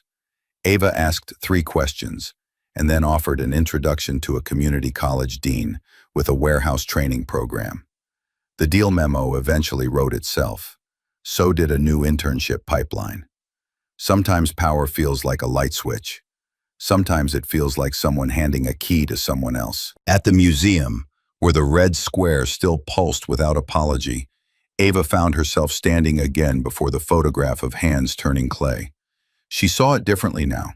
The right hand steadied from within, while the left shaped from without. It was not a rescue, it was a geometry of trust. She felt movement behind her and knew it was Damien before he spoke. They stood without speaking a while, citizens of the same silence. When he did speak, it was with that particular care a man uses when the sentence matters. "You've been here every week." "I like the reminder," she said. "Form is what pressure makes of something soft." He nodded, a small acknowledgement of a shared thesis. "There's a dinner tomorrow," he said, almost offhand. "Investors, city people, some who characterize themselves as patrons because the word citizen scares them. Will you sit on my right and talk to them about the registry idea? They will argue. They need the exercise." "I'll come," she said, "but I won't soften the edges." "I'm asking for the edges," he said. He looked as if he might say more, and then did not. The not saying hung between them, not as avoidance but as choice, a respect for a room still being built. Ava felt, with a certainty that made her heart behave like something tamed, that whatever this was becoming, it was not being rushed. Power had shifted, yes, toward her name, her work, her definition of worth, but it had also broadened, like light turning from a spotlight into a morning. Outside, the late sun stretched the city long and gold. People moved along the sidewalks as if invited. Ava left the museum and crossed into that brightness with a gait she recognized as her own, neither hurried nor hesitant, a stride that understood it had somewhere to be and would arrive with or without applause. The city, in its hunger for spectacle, always thinks it knows a woman before she speaks. It writes her role in advance, the betrayed, the accessory, the footnote, and waits for her to step into it gracefully. San Francisco had written such a part for Ava Thompson, the wife discarded for someone shinier, a cautionary tale meant to fade into society's polished glass. But Ava never read her lines. Spring turned the city into a restless stage. The jacarandas on Market Street released their soft violet confetti, and the newspapers began to warm to the scent of scandal. Elliot Monroe's empire, once described in reverent tones of innovation, now bled ink in the business section. Allegations of concealed assets, legal inquiry, shifting investor sentiment. She did not have to lift a finger. She had only to let the truth make its way to daylight. Yet Ava understood something deeper. Quiet victories die quietly. She could not let this be quiet. The evening of her first public address arrived with the cool precision of a well-set clock. The San Francisco Business Ethics Forum, an annual event that normally paraded polite speeches about transparency without ever demanding it, had invited her as a guest. It was Elena's idea to accept. "They expect you to show up with apology in your eyes," she'd said, smoothing a crease from Ava's sleeve. "Show them clarity instead." The ballroom at the conservatory was a cathedral of old money pretending at progress. Crystal chandeliers cast their fractured light across men in silk ties and women wrapped in fabrics that whispered. The city's power, its real power, was here. Board chairs, investors, lawmakers, heirs who'd learned to smile at microphones. And at the center of it all, on a marble dais, stood a single glass podium awaiting Ava. Damien arrived first, as he often did, not to rescue, but to anchor the narrative. He wore midnight blue and carried silence like a weapon sharpened on patience. Their eyes met across the room, a brief, wordless acknowledgement of a shared design. They had worked this moment out with surgical precision. She would not appear as someone standing beside him, nor behind him, but as someone standing entirely on her own. A soft piano hum stilled. The host introduced her as the co-founder of a leading nonprofit and an emerging voice in governance reform. Not ex-wife, not victim. She walked toward the podium with a poise that carried no apology. Every step was deliberate, measured, alive. Her opening words did not tremble. When a woman vanishes from society's conversation, it's rarely because she's silent. It's usually because the story has already been told for her. The silence that followed was the clean kind, the kind that waits to be remade. A year ago, my name lived inside someone else's narrative. My work, my vision, my worth, all folded beneath a last name that was never truly mine. Tonight, I stand here not because I was handed power. I stand here because I took it back. Eyes sharpened across the room. Some turned toward Damien, expecting the shadow of a man behind her. But he remained by the wall, half in darkness, hands folded behind his back. He did not interrupt her spotlight. He understood this wasn't his stage. Money likes to dress itself in strategy, but strategy without ethics is just cruelty in a tailored suit. I've seen what happens when we mistake charisma for competence, wealth for integrity. I've lived it, and I'm telling you now, those illusions collapse the moment we stop applauding. The applause began softly, uncertain, as if people feared endorsing a woman who refused to be small. But as she spoke about financial transparency, about governance as an act of public trust, about power returning to hands that it built but never owned, it grew. She wasn't giving them scandal. She was giving them architecture. Behind the cameras, Elliot's name pulsed in their heads like a quiet accusation. She didn't say it. She didn't have to. His silence outside these walls was already loud enough. When the speech ended, Ava didn't step down. She stayed at the podium, letting the applause meet her like the tide meeting a cliff, steady, relentless. She was not a headline being written anymore. She was a story writing itself. Afterward, people came to her in waves. A trustee from a major foundation offered her a seat on their ethics board. A senator's aide whispered about testimony. A woman from an old family that had spent decades avoiding unpleasant truth said, "That was brave." Ava smiled, not as thanks, but as acknowledgement. Bravery wasn't what she'd offered them. Truth was. Damien approached last, long after the chatter began to thin. His hands were in his pockets, posture unassuming, as though he'd merely been watching something inevitable unfold. "You didn't just shift the room," he said softly. "You tilted the axis." She laughed under her breath. "It was already tilting. I just named the angle." He stepped closer, but not too close. The air between them was charged, not with possession, but with recognition. "Do you know what happens next?" "I do," she replied. "They stop seeing me as a story and start treating me as a force." For a heartbeat, he looked at her. Not as an ally, not as an investor, but as a man watching something rare take shape. Then, deliberately, he inclined his head. Not a bow, a salute. The next morning, the city awoke to new language. Ava Thompson delivers landmark speech on corporate ethics. Once dismissed as a socialite, now a voice investors can't ignore. The woman who is rewriting San Francisco's financial conscience. The articles didn't mention Elliot first. Some didn't mention him at all. They mentioned her work, her ideas, her clarity. Public perceptions shifted like a tide turning after months of wind in one direction. Elliot, predictably, called her that afternoon. She didn't answer. She didn't need to. The silence between them was now defined by her, not him. That evening, Damien hosted a private gathering at the Hale Foundation's rooftop terrace. Not a gala, not a strategy session. A gathering of people who for years had watched Elliot Monroe hold rooms hostage with his charm. They came curious. They left unsettled. Not because Ava thundered, but because she didn't have to. She moved through the room with composure so precise it became its own language. Men who once introduced themselves to her as Elliot's wife now stumbled over their greetings. Women who had watched her unravel in whispered circles now found themselves orbiting a new center. Damien poured her a glass of sparkling water instead of champagne. She accepted without hesitation. "They're not quite sure what to make of me yet," she said. "That's good," he replied. "People who can't categorize you have to listen." The rooftop lights cast their glow against her skin, making her seem carved from something the city had forgotten to name. The bay glittered below, as if even the water was listening. Power did not return to Ava with a roar.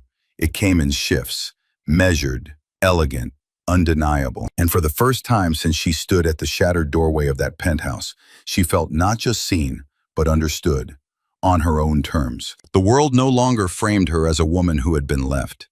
It began, finally, to understand her as a woman who had risen. The summit had the gloss of a cathedral that worshipped velocity, LED halos above a stage, badges that blinked when two people with money faced each other, baristas pulling espresso with the theater of surgeons. In the lobby, a sculpture pretended to be a tree and charged phones from its roots. Panels were titled like Commandments, Scale or Stagnate, The Ethics of Disruption, Trust as Product. Ava arrived in a charcoal suit that refused to apologize for being charcoal. The doors considered her, then opened. She had been invited to sit on a mid-morning panel about governance and public trust, an unsexed topic in a room that preferred its virtue to come with fireworks. Elena briefed her in a quiet corner, tapping a fingernail against a printout like a metronome. "Stay with verbs," she whispered. "People hide in adjectives." Damien approached without haste, a slim folder under his arm. "They've put you between two founders who conflate charisma with compliance," he said mildly. "Make them wish they'd done their homework." "I'll give them a syllabus," she replied, and he grinned, quick and private, before receding to the back of the room where he could watch everything and intrude on nothing. When she stepped on stage, the light found her and held. To her left, a man in a hoodie perched with the impatience of a prophet. To her right, a woman whose eyelashes were longer than her timeline smiled like a trademark. The moderator, teeth, tie, timing, cleared his throat. "Miss Thompson, in the wake of recent reports about irregularities in, well, the sector, what would you say to founders who feel overregulated?" Ava let the pause do the first work. "Regulation is what we call rules once they've been ignored long enough to hurt someone," she said. "Founders who resent accountability aren't building companies. They're rehearsing excuses." There was the soft intake of like-minded lungs. The hoodie shifted, then smiled as if he'd been gently corrected by a favorite professor. The lash line widened its eyes.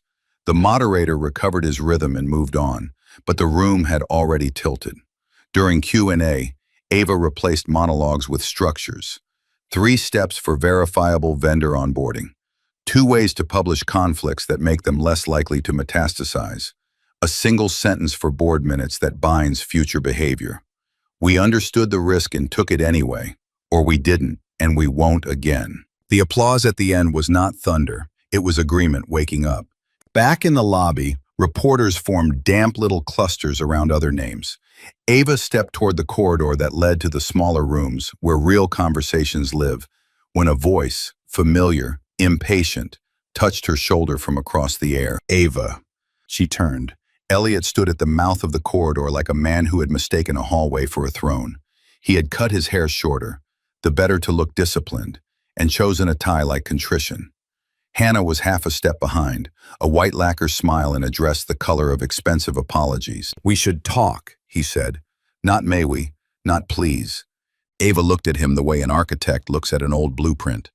"We are surrounded by microphones," she said lightly. "Your favorite environment." He took a step closer. Someone's badge blinked hello against the back of his hand and then gave up. "The stories out there, they're distortions," he said. "You know how this works. Hale is manipulating optics. He faltered, recalibrated. "You're better than being used." "Hale is the least interesting part of this," she replied. "We are not talking about optics. We are talking about arithmetic." Hannah leaned in with the confidence of someone who thinks youth is an argument. "It's sad," she cooed, "that you're still so angry. Everyone can see you're making this personal." Ava smiled, a small, astonished thing, as if Hannah had mispronounced a common word. "My personal life is not an alibi for your accounting," she said. "Also, consider the geometry. When a woman insists on her boundaries, people call it anger. When a man raids a balance sheet, they call it strategy." A few heads turned. The badge at Elliot's wrist blinked twice as if embarrassed. He lowered his voice, which had never made him kinder. "Walk with me," he said. "We can find a room. We don't have to do this in public. We did it in private for a year," she said. "Look where that got honesty." Color rose, then drained. Hannah caught his sleeve, a gesture meant to read as intimacy but curdled into possession on its way to daylight. "You don't have proof," she said to Ava, smile sharpening. "Not the kind that survives a courtroom." Ava looked past them down the corridor where a door had been propped with a folded program. The carpet ran like a red river toward a panel on data as promise. She spoke without heat, her voice level the way water finds level. "This morning a judge extended a preservation order that bears your company's name," she said. "This afternoon a compliance officer at Monarch Bank will deliver an affidavit. At 4 o'clock, a freight forwarder in Oakland will answer a subpoena about invoices from Harborline Logistics. None of this requires my anger. It requires a calendar." There is a moment in certain rooms when sound goes quiet without actually stopping. This was such a moment. Attendees slid by with the subtlety of people who wanted to hear without being seen hearing. Somewhere the sculpture tree flashed a notification like a warning. Elliot's mouth flattened, a line refusing to become a shape. "You think winning the press means winning the case. I think winning the case will teach the press to read," she said. Damien appeared at the far edge of the scene, not approaching so much as arriving. He was speaking to a woman from a pension fund, but his eyes, calm, assessing, held on the tableau long enough to let Elliot feel seen by someone he could not summon. He did not move toward them. He didn't need to. The room did that math for him. Hale at a distance, unconcerned. Ava at the exact center of her own gravity. Hannah tried again, softer this time, a practiced pivot to empathy. "Ava, you and we fell in love with the same man. It doesn't have to be ugly." "It already was," Ava said, and something like pity moved through her, brief, clean, uninterested in staying. But ugliness isn't the end of a thing. It's often the beginning of the truth. The moderator from her panel hurried by and gave Ava a thumbs up, then stopped, blinking at the triangle he'd wandered into. "Ava, we'd be honored if you'd join the afternoon roundtable on fiduciary." "I'll be there," she said, without removing her eyes from Elliot. The moderator retreated, relieved to have rescued himself from meaning. Elliot's shoulders dropped a fraction. Beneath the architecture of grooming and threat, exhaustion showed its seam. "You could end this," he said, almost pleading now. "Take the settlement. Sign the NDA. We both walk away with dignity." Ava felt the old ache flare and then pass, like a scar reporting weather. "Dignity," she said, "is not something you can wire. It is the method by which one refuses to lie to oneself." He looked incredibly, suddenly young, as if he had borrowed a suit and was waiting to be told how to stand in it. Hannah's hand tightened on his arm, a directive more than a comfort. In the reflective sheen of a nearby display, Ava saw the three of them. A woman standing alone, a man held in place by the idea of himself, and the idea itself dressed in white. "Goodbye, Elliot," she said, because the scene had asked for a closing line, and because she had earned it. She turned. The corridor received her without ceremony. As she passed the sculpture tree, it pulsed a soft green. Damien peeled from his conversation and matched her stride without touching the moment, the way he had learned to do. "You didn't raise your voice," he said, gently impressed. "Noise is a tax," she answered. "I'm done paying it." They took seats in the round-table room. A city attorney cleared her throat and shuffled notes. Across the aisle, two founders tried to make their sneakers communicate nonchalance. Ava opened her notebook, dated the page, and wrote a single word at the top in the neat hand that had become her signature. "Proceed." Outside, the summit continued its pageant of innovation. Inside, the center of gravity had moved. Elliot remained in the lobby, a figure briefly unmoored, stamped by light that did not flatter.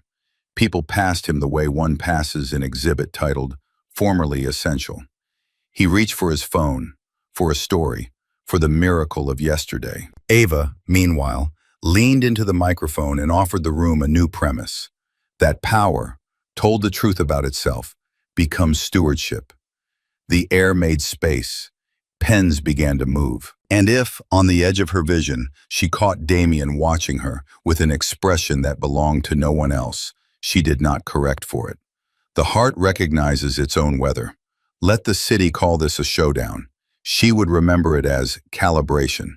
The minute the instrument clicked from almost to true. The city had the washed, rinsed look of a page cleared for a final draft. Overnight rain had softened the edges of everything. Curbs, tempers, memory. Ava woke before the alarm and lay still beneath the hotel's thin quilt, listening to that particular quiet a room learns after it has held too many decisions. She watched the pale square of window brighten and felt, not dread, but a steadiness that had taken weeks to earn. There are days a life asks to be rewritten in ink.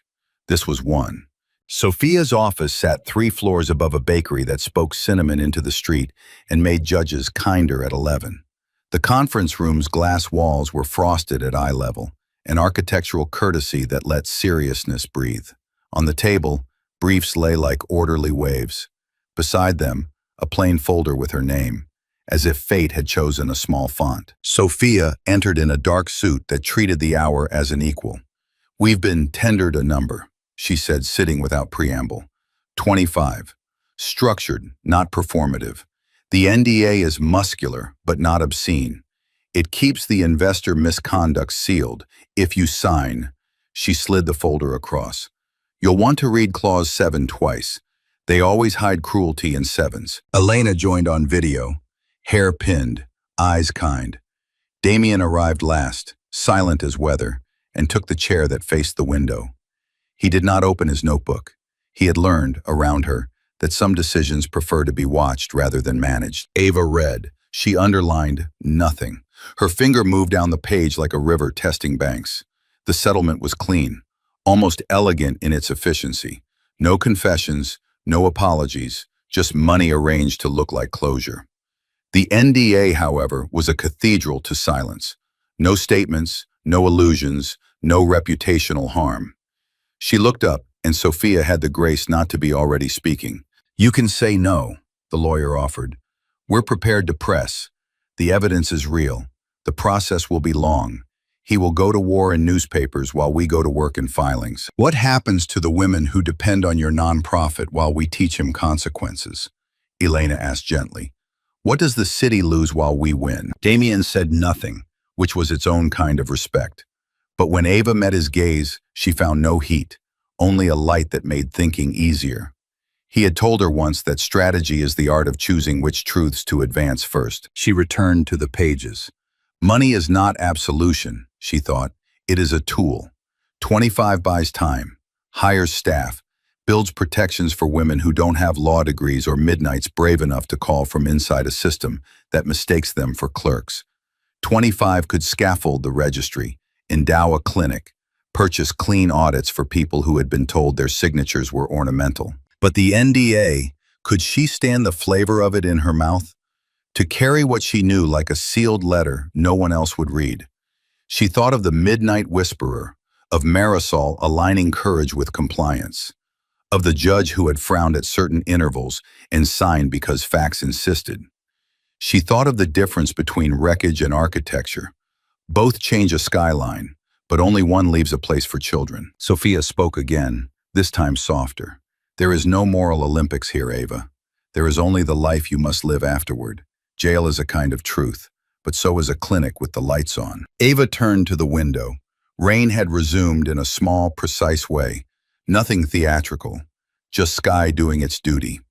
Down on the sidewalk, a boy in a yellow coat jumped a puddle with the solemn joy of a person who still believes the world is jumpable. She felt something inside her align with that exact simplicity. "Tell me the cost," she said, "not the money. The cost to the story." Sophia exhaled.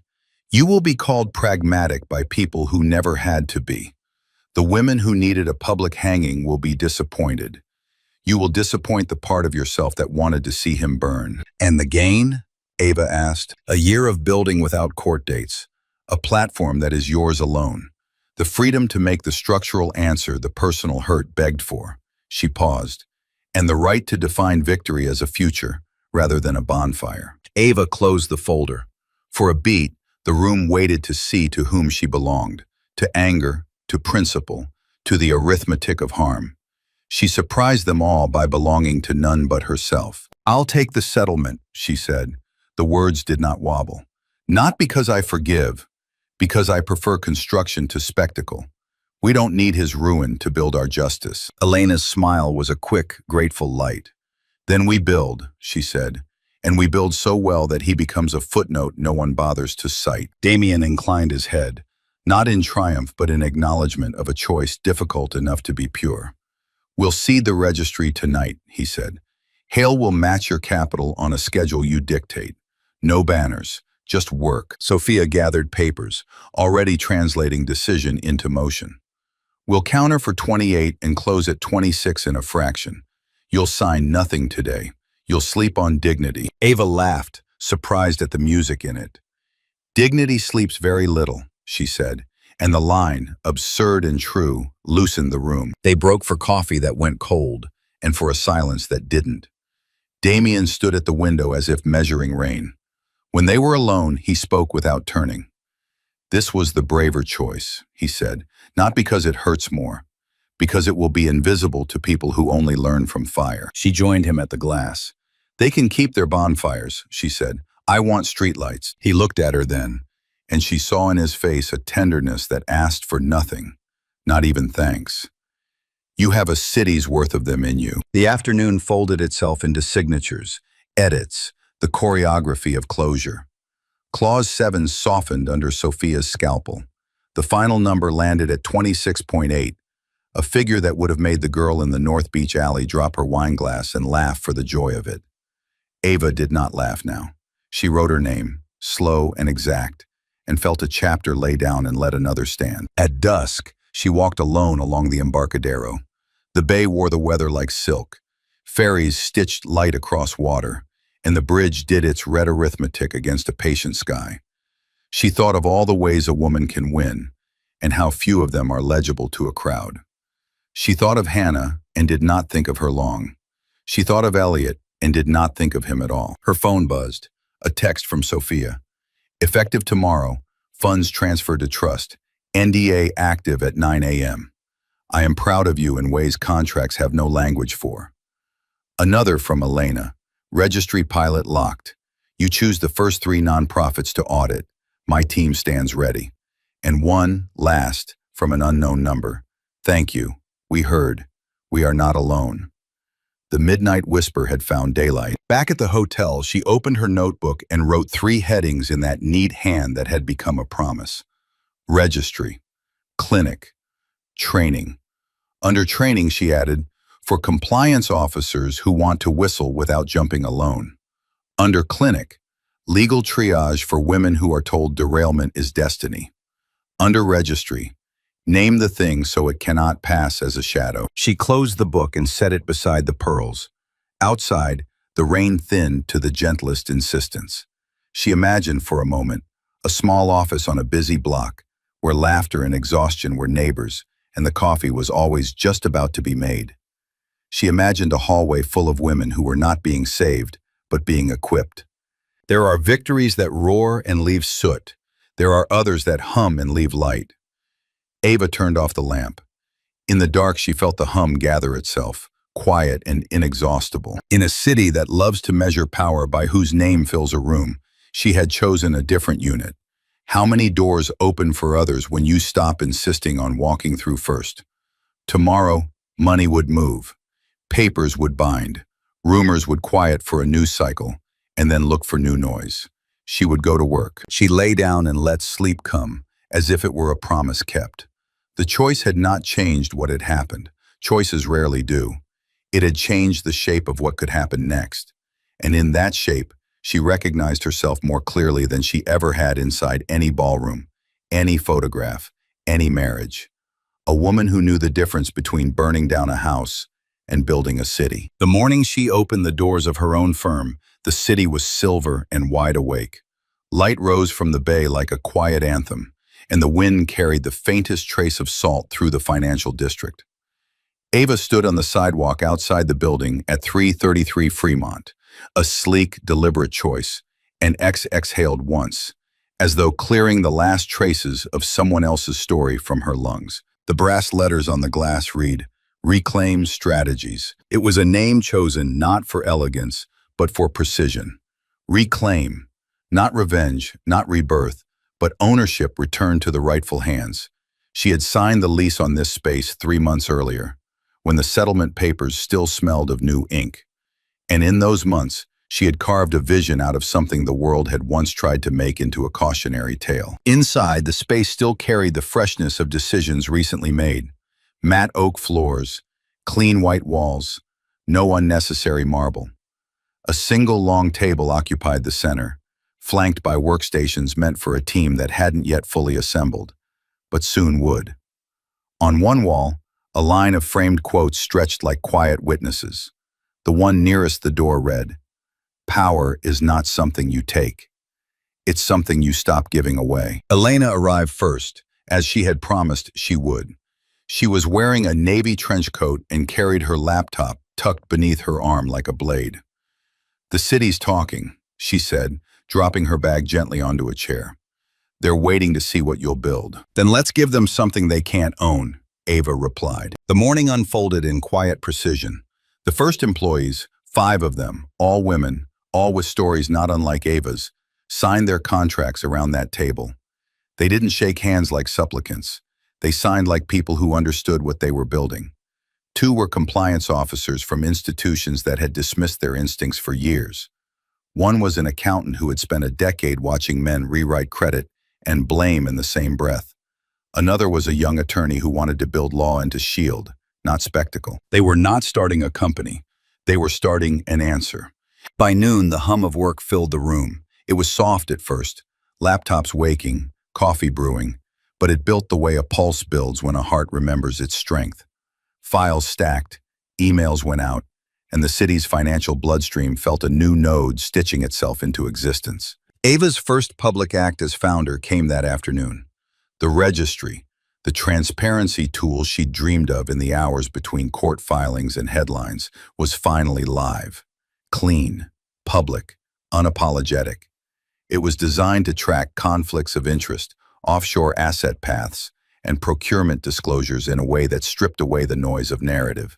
No adjectives, just evidence. When she clicked the launch button from her office, there was no champagne, no speech, just a quiet rush of code stepping into the world to do what so many people had been told couldn't be done. Within an hour, 3 nonprofits submitted their first audits voluntarily. 1 hospital foundation requested onboarding. A small logistics firm, a name she remembered from the fog of her divorce, applied for registry status, determined to prove they weren't like the men who'd stolen its reputation. It was happening. Not tomorrow, not in theory, now. That evening, Damien arrived, not with flowers, but with 2 cups of black coffee. You're trending, he said with a dry smile, leaning in the doorway of her new office. And for once, not because of a man. I've been trending before, she said, meeting his eyes, but never on my own terms. He stepped inside, glancing at the whiteboard wall behind her where arrows and timelines bled into ambition. "What you've done," he said softly, "isn't just an organization. It's a mirror. The city's going to have to look at itself." "They won't like what they see," Ava replied. "Good," he said. "They shouldn't." The air between them hummed, familiar but different now. Less tension, more recognition. They had fought through scandal, survived spectacle, stood back to back through Elliot's fall. But now she wasn't standing beside Damien as an ally in a war. She was standing on her own ground, and he knew it. "Your launch broke 2 group chats in my board this morning," he said lightly. "Half of them are terrified. The other half want in." "Let them line up," she answered, "but this isn't theirs to buy. It's theirs to comply with." He smiled, not a strategist's smile, but a man's smile. One that saw her exactly as she was in this moment. Not a wounded woman who'd recovered, but a force that had arrived. 2 weeks passed. Reclaim Strategies didn't announce itself with ads or glossy campaigns. It grew like architecture, line by line, blueprint by blueprint. Foundations, funds, and companies began registering their disclosures because they realized silence now carried a cost. Whispered gossip from the old social circuits no longer cut into her. They dissolved against the structure of something too solid to be dismissed. When Elliot's firm released a statement about their voluntary commitment to transparency, it wasn't seen as leadership. It was seen as following Ava. On the 3rd Friday, the office hosted its first open table, a concept Elena had insisted on. No press, no fanfare. Just women in finance, law, and policy sitting around a long table after work, talking not about men who failed them, but about structures that would not fail others. Laughter lived there, not as decoration, but as proof. Ava watched from the end of the table as 2 junior analysts debated offshore disclosure standards with the ferocity of people who believed their voices mattered. One of them, a young woman with tight braids and fire in her eyes, turned to Ava mid-sentence. "You built this," she said, not as a compliment, but as a fact. Ava didn't answer. She didn't have to. The sound in the room, the hum of women making policy instead of surviving it, was the reply. After midnight, when the last light dimmed, Damien joined her on the rooftop. The city stretched below them, every bridge lit like punctuation. "You've changed the weather," he said. She wrapped her arms loosely around herself, not from chill, but to hold the magnitude. "No," she said. "I just built a place where storms can't lie anymore." He stepped closer, not to possess, but to share the view. "Elliot doesn't exist in this version of your story," he said. "That's what terrifies him." "That," she answered, "is not my concern anymore." The silence that followed wasn't heavy. It was full, the way night is full when it belongs to no one. The city kept breathing. And Ava, for the first time in years, felt no trace of survival on her skin, only authorship. She wasn't recovering anymore. She was founding, and the world had begun to adjust its orbit accordingly. June arrived like a quiet verdict. Fog gentled to a veil, mornings lit from beneath as if the bay were rehearsing for grace. Reclaim Strategies had found its hum, meetings that began on time and ended with a plan. Women arriving early because the work felt like a place, not a task. In this rhythm, Ava discovered an unexpected luxury: space in her own head. Silence no longer threatened her. It steadied her. The headlines grew less interested in Elliot and more interested in outcomes. A hospital foundation published its first conflict report without flinching. A pension fund adopted the registry wholesale. The story at last was not scandal but structure. And yet, somewhere under all that competent daylight, a softer current began to move. It started with a missed dinner reservation. Hale Ventures had stacked diligence meetings back to back, and when Damien finally texted, "Rain check?" the words arrived with a humility she didn't associate with men who keep their names on buildings. "Come by after," she wrote, "no ceremony." He showed up at 10 with his tie in his pocket, rain in his hair, apology in his eyes and not on his tongue. She handed him a towel and set water to boil as though this were the kind of evening they had been having for years. He took in the office, the notebooks, the whiteboard full of arrows wearing dates like small medals. "You've built a room that tells the truth," he said softly, as if telling a secret to the wall. It feels like oxygen. She plated pasta, and they ate at the long table where contracts were usually signed. Work tried to get a word in. He reached for an update. She reached for a folder. And then they both laughed at the choreography of it. He sat back. "We can talk about governance in the morning," he said. "Tonight I'd rather know how you are." It was such an ordinary request that it hurt. She told him about her mother's garden in Oakland and the way hydrangeas had taught her patience. He told her about the French school where he learned that mispronouncing a word could make a room cruel, and how his mother had made the house kinder than any classroom. He didn't offer these as credentials. He laid them gently between them like photographs meant to be looked at and then put away. After, they stood by the window and watched rain write silver lines across the streetlights. He did not reach for her. She did not step away. The distance between their shoulders felt like a promise either of them could keep. In the weeks that followed, meetings gave way, here and there, to moments that didn't belong to the calendar. A late Friday when the office emptied, music low, case files stacked in orderly anticipation of Monday, he watched her rewrite a sentence 3 times until it held the right verb and said, almost to himself, "It's an art, how you refuse to let words lie." A Sunday morning in North Beach when she pointed at the bakery where she'd once believed in forever and found that the memory no longer threatened her future. He listened without trying to fix what had already been mended. They were careful with public air. When they entered rooms together, they did it like colleagues who respected each other's orbit. He never put a hand at the small of her back. The old choreography of possession had no place in the map they were drawing. He introduced her not as an adornment, but as a sentence that ended in period, not comma. And still, the city made its arithmetic.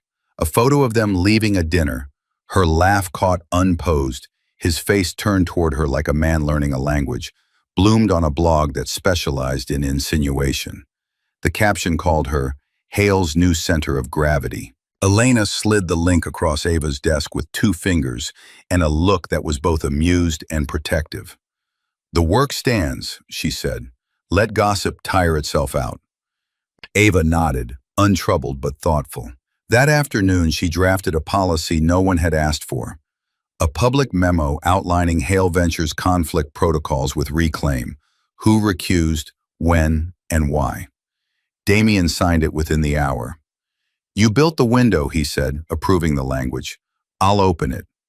If the lines were blurring, they were doing so under light. The first time the room shifted from alliance to something else, it happened with the deliberateness of a signature. They had spent 12 hours navigating a messy exit for a founder who'd salted his books with optimism and called it revenue. It was almost midnight when the last clause landed on paper, and Sophia texted a small, unsentimental, clear.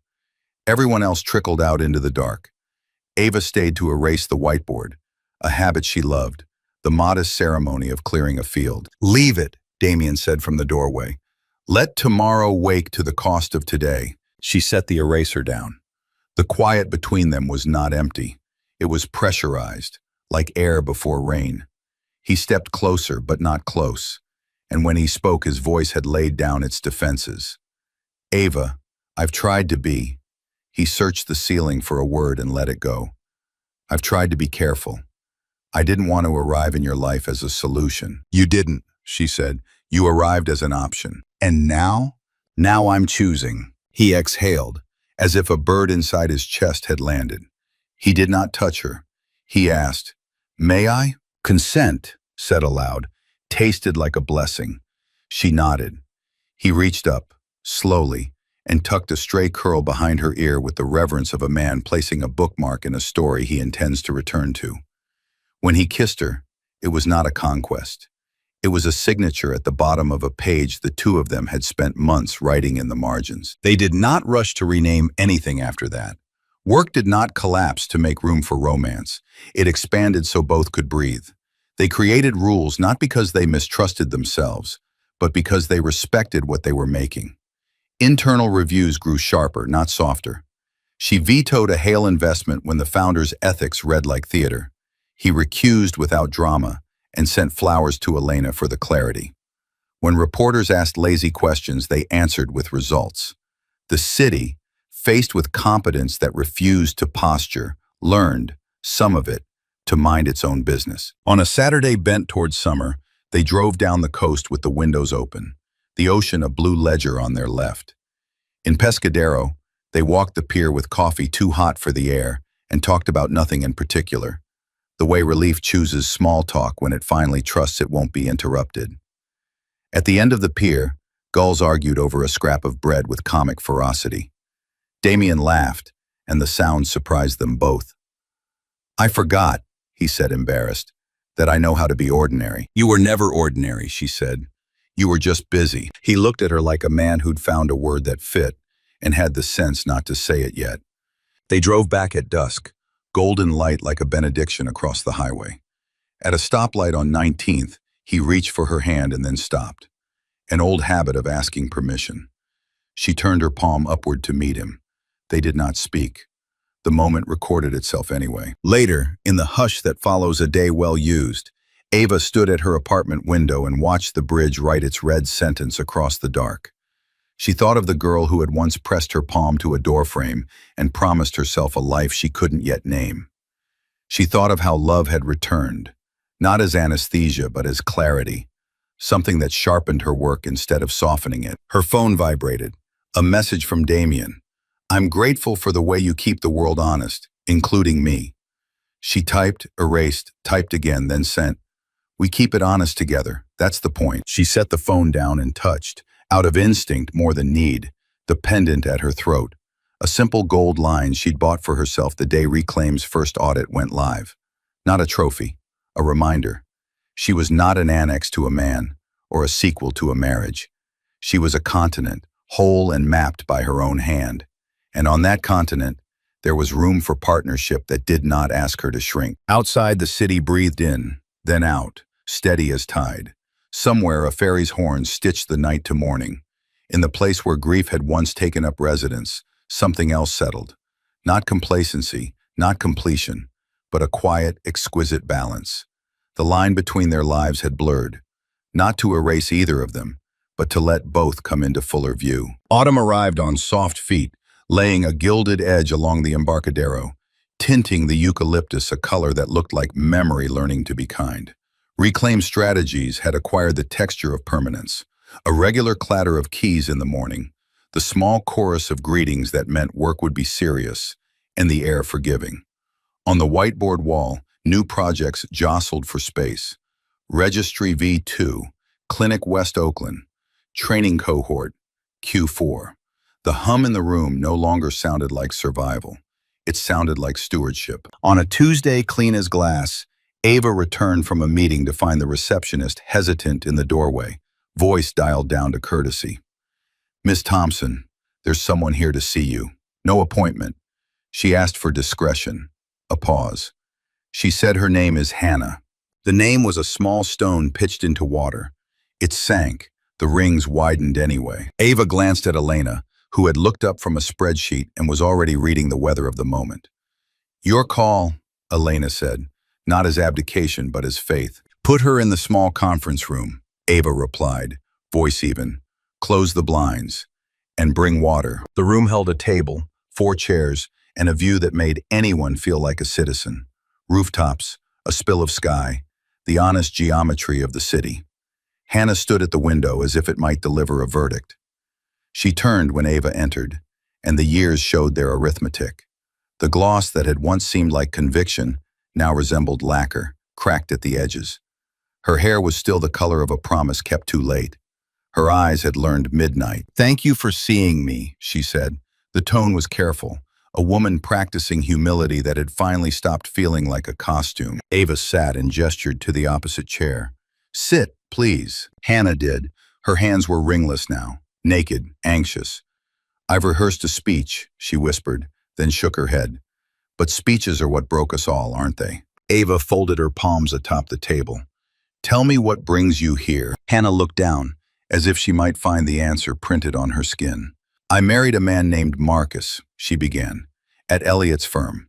Smarter than he pretended, colder than he looked. We were efficient, pretty in photographs. And then last month I found emails. A junior analyst. 24.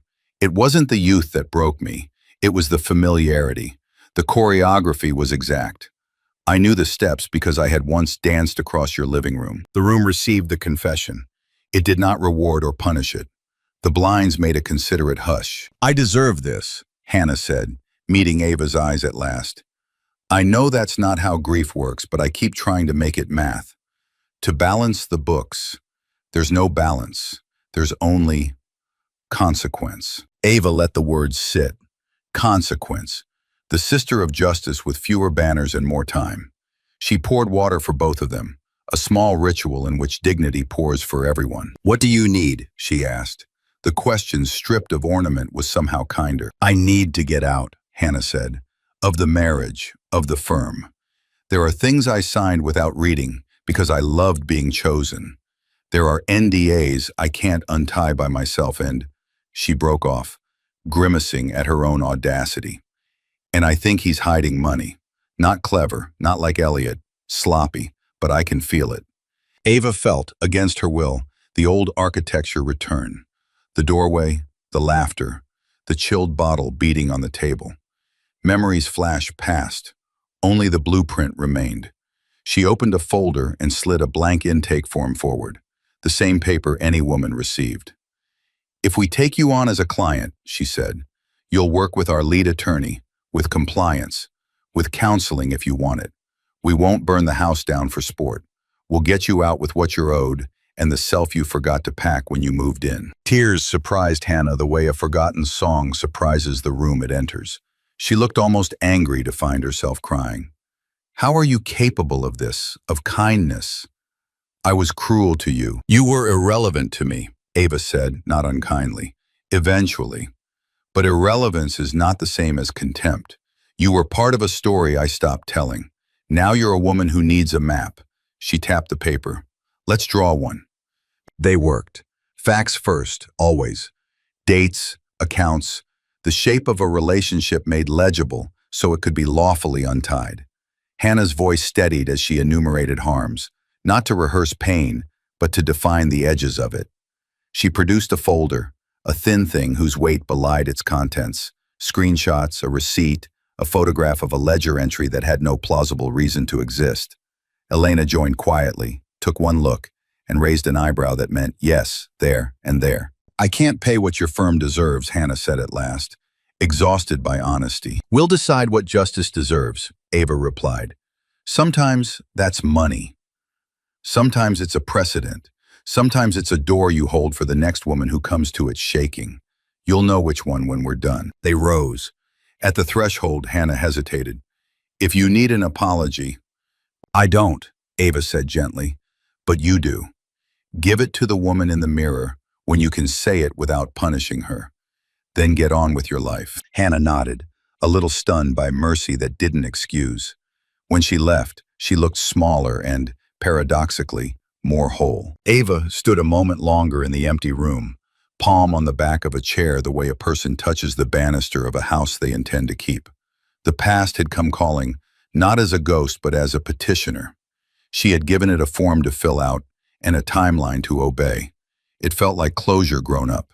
That night, the office's long table learned a different kind of candlelight.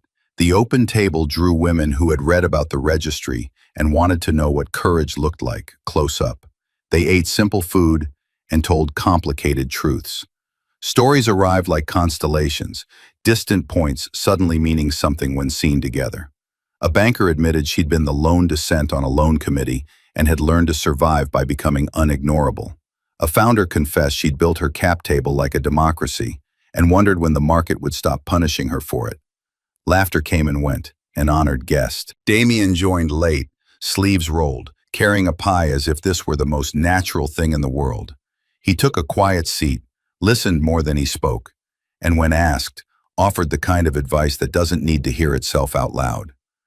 At one point, he glanced at Ava across the flowers and the notebooks and the half-empty glasses and gave her a look that felt like standing in sunlight after weeks of rain.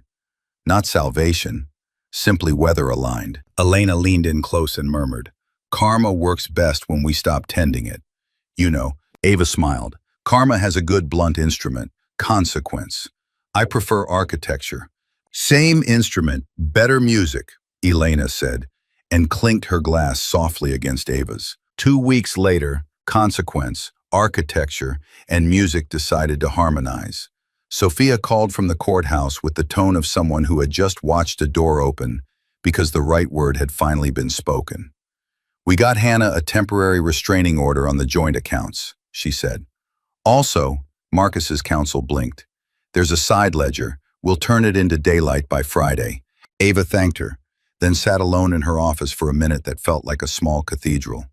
She thought of the night she had stood in another doorway and learned what the word annulment felt like when applied to trust. She thought of how distance had changed the geometry.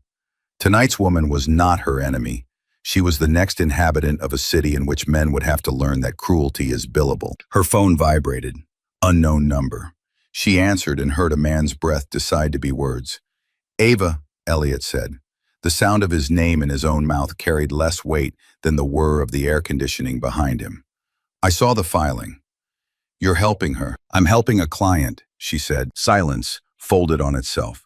I thought Karma would at least have the courtesy to be dramatic, he said finally, bitterness looking for a window. Instead, it's bureaucratic. Karma is a headline, she replied. Consequence is paperwork. She let that rest, then added, not unkindly, do the work, Elliot. He hung up without finding where to place the sentence. A chill crept into evenings. The bay shrugged on its steel and sapphire.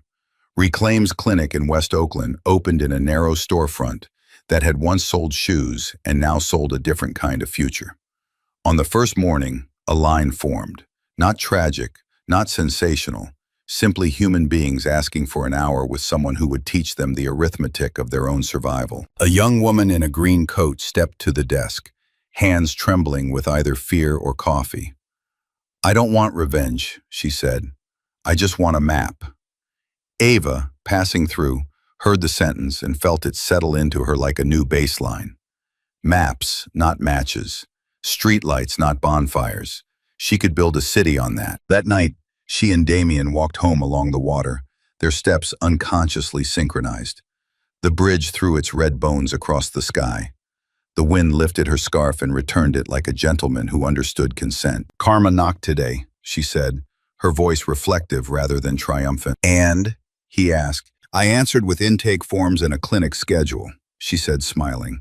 It felt like justice grown practical. He looked at her, and the admiration in his face had nothing to do with romance, and everything to do with respect wearing its best suit. You are the most radical version of mercy I've ever met, he said. It refuses to be soft and refuses to be cruel. Mercy doesn't mean no consequences, she said. It means the consequences are designed to teach, not just to hurt. They stopped at the railing and watched a ferry stitch light in a straight line.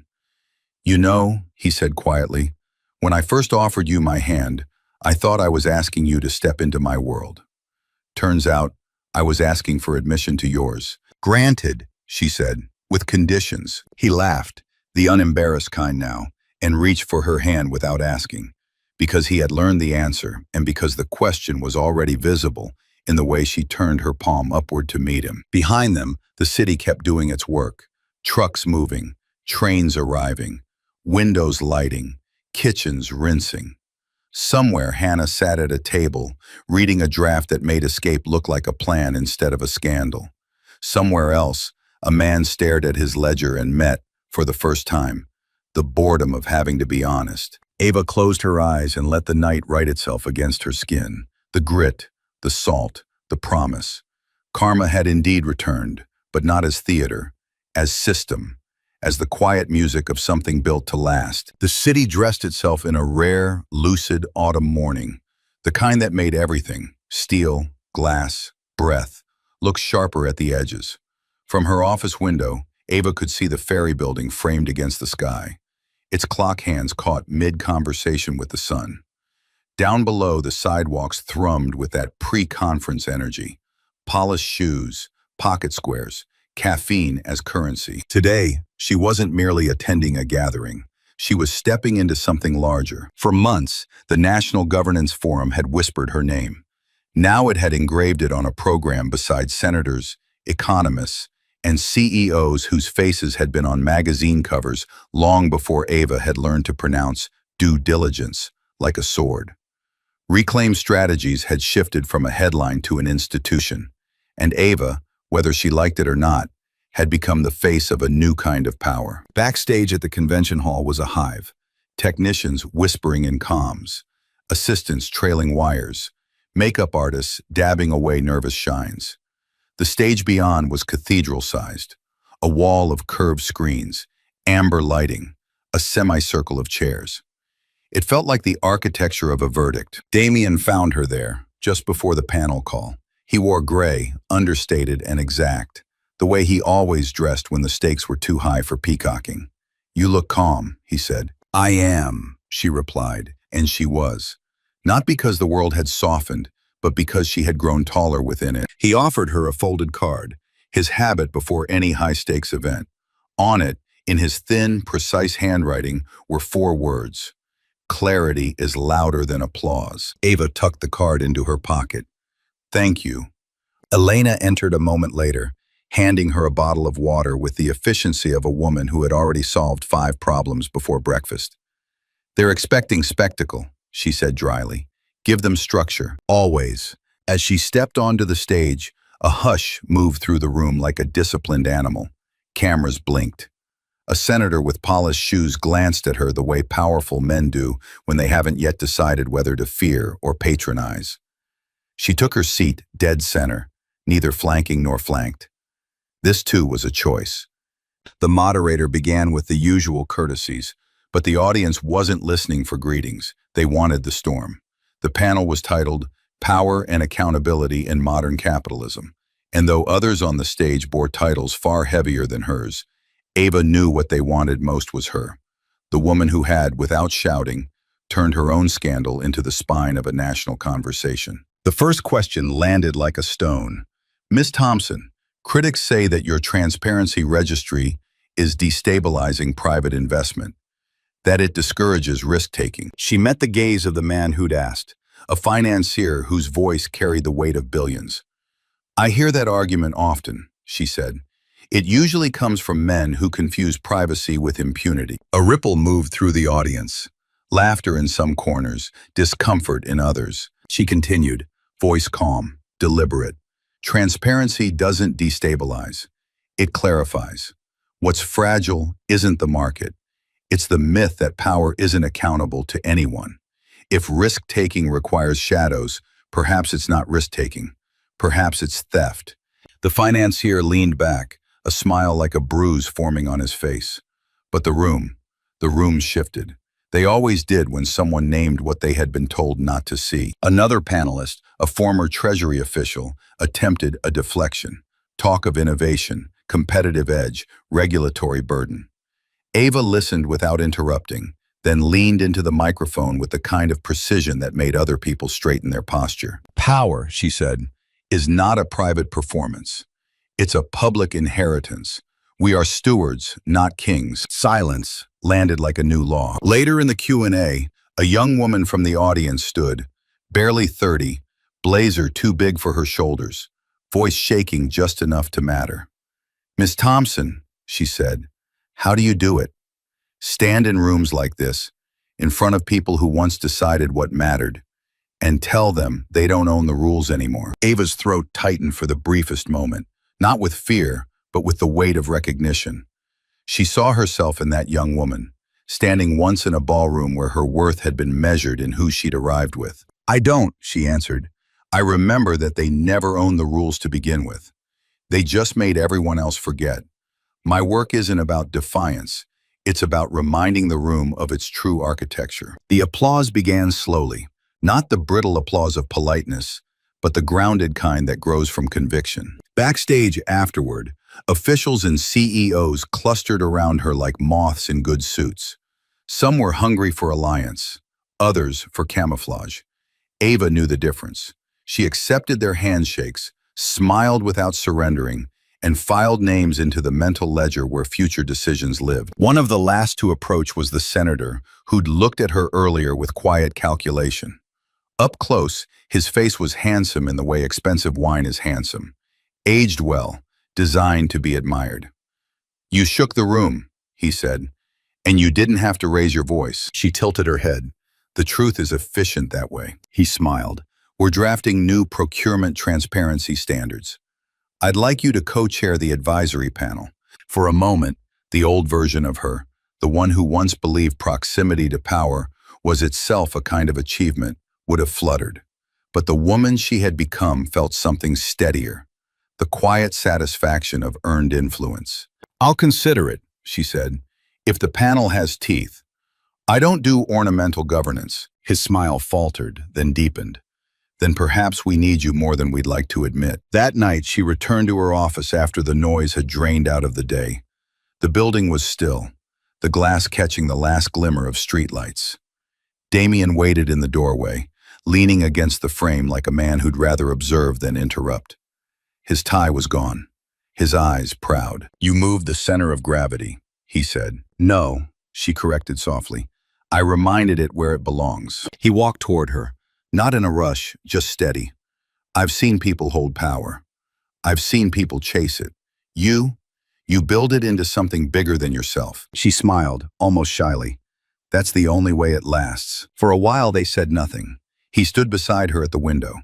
The city, bright and pulsing below, looked less like an opponent than it once had, less like a maze and more like a stage where she finally chose her entrance, her lines, and her exit. The old kind of power had once lived on balconies, whispered in corners, bought its way into permanence.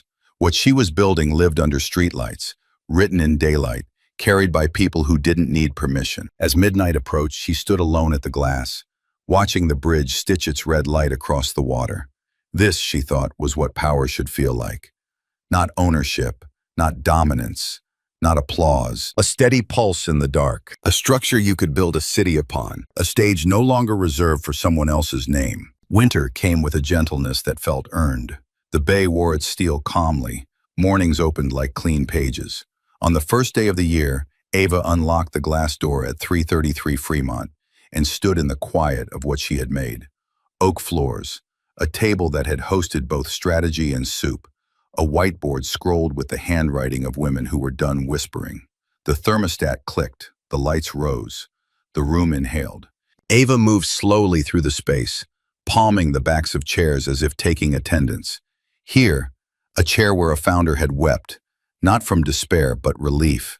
There, the corner where the first audit went live and someone, she'd never discovered who, left a sprig of rosemary for remembrance. On the far wall, the quotes she'd framed hummed like tuning forks. She stopped at the one she'd added in December, a line she'd copied from her mother's kitchen magnet and promoted to doctrine. "Do not be reduced, be distilled." The city had learned her rhythm. Grants now wrote themselves toward her mission. Boards called not for her name, but for her practice. The registry's second version had launched with teeth and mercy. The West Oakland Clinic had doubled its hours and halved its waiting list. Hannah signed her final documents with an unfussy pen and thanked Ava not for compassion, but for design. Even Elliot had disappeared into a quieter sentence. Employed, solvent. No longer the author of anyone's fate. It was not triumph. It was the weather after a storm finally remembers how to be ordinary. At noon, Reclaim's team flowed in. Boots stamped clean, scarves unwound, laughter quickened by cold. Elena briefed in her usual cadence, efficient and warm. 5 new applications for disclosure status. Press requests declined. A quarterly plan inked and ready to argue with optimism. Meetings braided themselves into early afternoon, not like battles but like stitching, steady, useful. Between calls, Ava looked out at the water and thought of beginnings as a kind of habitat, not a date on a calendar. She remembered the woman at a different threshold months ago, palm on a doorframe, learning that love takes many forms and possession is none of them. She remembered the midnight whisper that had named the first true door. She remembered standing at a podium and discovering that clarity, spoken cleanly, could draft a room into truth. The elevator chimed. The door opened. Damien walked in carrying a paper bag that smelled like cinnamon and winter citrus. He was bareheaded, stubborn, handsome, slightly wind-flushed, and he held the bag aloft like an offering to the gods of good mornings. Obligatory first-day pastries, he said. Elena threatened to unionize if I brought anything gluten-free. Wise of her, Ava replied, smiling. Come in. The year needs sugar that tells the truth. They sat at the long table with coffee that refused to cool, breaking pastry with the quiet intimacy of people who know when to speak and when to honor the grace of chewing. Conversation moved from governance to groceries to the kind of pettiness that marks healthy workplaces. Someone had swapped the markers, again, caps mismatched like shoes after a party. Outside, a gull rehearsed its single joke and laughed obligingly. Damien wiped a thumb along the rim of his cup. He had a stillness a room could lean against. There's a place in Mendocino, he said, casual as weather. Cliffs, cypress, a docile ocean. They built a small amphitheater out of wind and patience. I'd like to take you there, and I'd like to ask you something in the kind of air that doesn't lie. Ava set her cup down. Her heart nudged forward, not with fear, but with recognition. Ask me here, she said. Let the world watch and then mind its business. He smiled, that unadorned smile she had learned to trust. He reached into his jacket and took out a small velvet case that had the audacity to be cliché and the grace to be simple. He didn't open it. Instead, he rested his other hand, palm up, on the table between them. Ava Thompson, he said, and the name in his mouth sounded like respect wearing its best shoes. Will you keep doing this with me? Building government in rooms that don't pretend. Translating love into governance and governance into love. Will you marry me? Not to complete either of us, but to multiply what we already are. She did not think of balconies or press or dresses that glimmer without telling the truth. She saw the map they had been drawing together, the registry's clean lines, the clinic's bright door, the young women who argued policy like poetry. The nights he had left rooms first so she could own them. The mornings he had made coffee without assuming her hunger. She saw a future that didn't end at an aisle, but opened into a street. Yes, she said simply, on one condition, name it, that the work is our inheritance. That when we say vows, we promise to leave the world more legible than we found it. His laugh cracked softly, like ice deciding to become water. We'll engrave it on the band. He opened the case, not a diamond's advertisement, but a slender ring of hammered gold, warm as a hand that remembers. He slid it onto her finger, not with ceremony, but with care. The room stayed the room, oak, light, whiteboard, women's voices. But something inside both of them reorganized to fit the new architecture. Celebration rose from desks like a good rumor, found them at the table, and refused to make a spectacle of itself. Elena hugged them each as if they were precious and resilient at once. Someone brought paper cups. Someone found a bottle that had been waiting for a reason. In the early evening, they walked out under a sky rehearsing Pink with professionalism. The ferry building kept time. They crossed toward the water, dodging bicycles, letting the city's pulse set theirs. At the rail, she leaned out into the marine air. He stood behind her, not enclosing, only present. You know, he said, chin tilted toward the bridge, some stories end in fireworks. Ours ends in streetlights, she answered, and begins again every time one flicks on. He took her hand. They watched a ferry cut a white seam through the darkening water, a line that did not shout its existence but insisted on it. The hum of the city steadied. In the seams between sirens and gulls and conversations, a quieter music made itself known, the sound of continuation. Later, on her desk, Ava opened her notebook, the first one, the one that had carried the sentence, "I will not disappear." Beneath it, dated for this day, she wrote, "I will not diminish, I will design."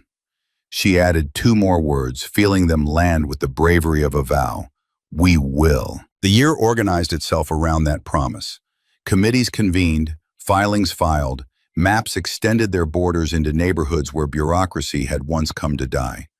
Babies arrived to women who had once been told there was no budget for their future. One of them slept through her mother's intake appointment, like a small critique of chaos. Hannah sent a postcard from a coastal town where she was learning to stand alone, and reported that the ocean had given her back her exact name. On a spring afternoon, the senator who had learned to listen called to say the procurement bill had grown teeth and was smiling. Ava said, "Good. teach it to bite only when it must. And love, their love, did what they had promised it would. It kept its appointments, revised its drafts, admitted its errors, took days off, told the truth. It made room for hunger and ambition, and the kind of silence that only happens when two people do not have to audition for each other. On the anniversary of the registry's launch, they held a small ceremony no reporter attended. At sunset, on the West Oakland sidewalk outside the clinic, they unveiled a bronze plate bright as a new penny. It didn't carry donor names or marketing language.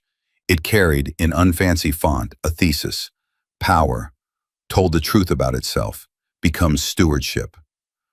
A girl on a scooter read it aloud, then nodded, as if someone had finally translated the city into her language. The sky fell into purple. Lamps flicked on, one by one, consenting to their function. Ava squeezed Damien's hand and felt the day turn tender. This was the ending the world admired. A woman who had risen. A man who had learned to stand beside that rising without shouting. But in their bones they knew better. This was only another prologue. The work would begin again tomorrow. So would the love. So would the city's need to be made honest. If this story found you where beginnings felt impossible, let it sit beside you until courage returns. And if you carried Ava and Damien through these chapters, carry them a step further. Keep the conversation alive. Like, share, and tell us what part of their journey lit a streetlight for you. Follow this channel for the next stories we're building, about power that becomes care, and care that becomes change. Because endings, here, are just places where we redraw the map and write the first sentence again.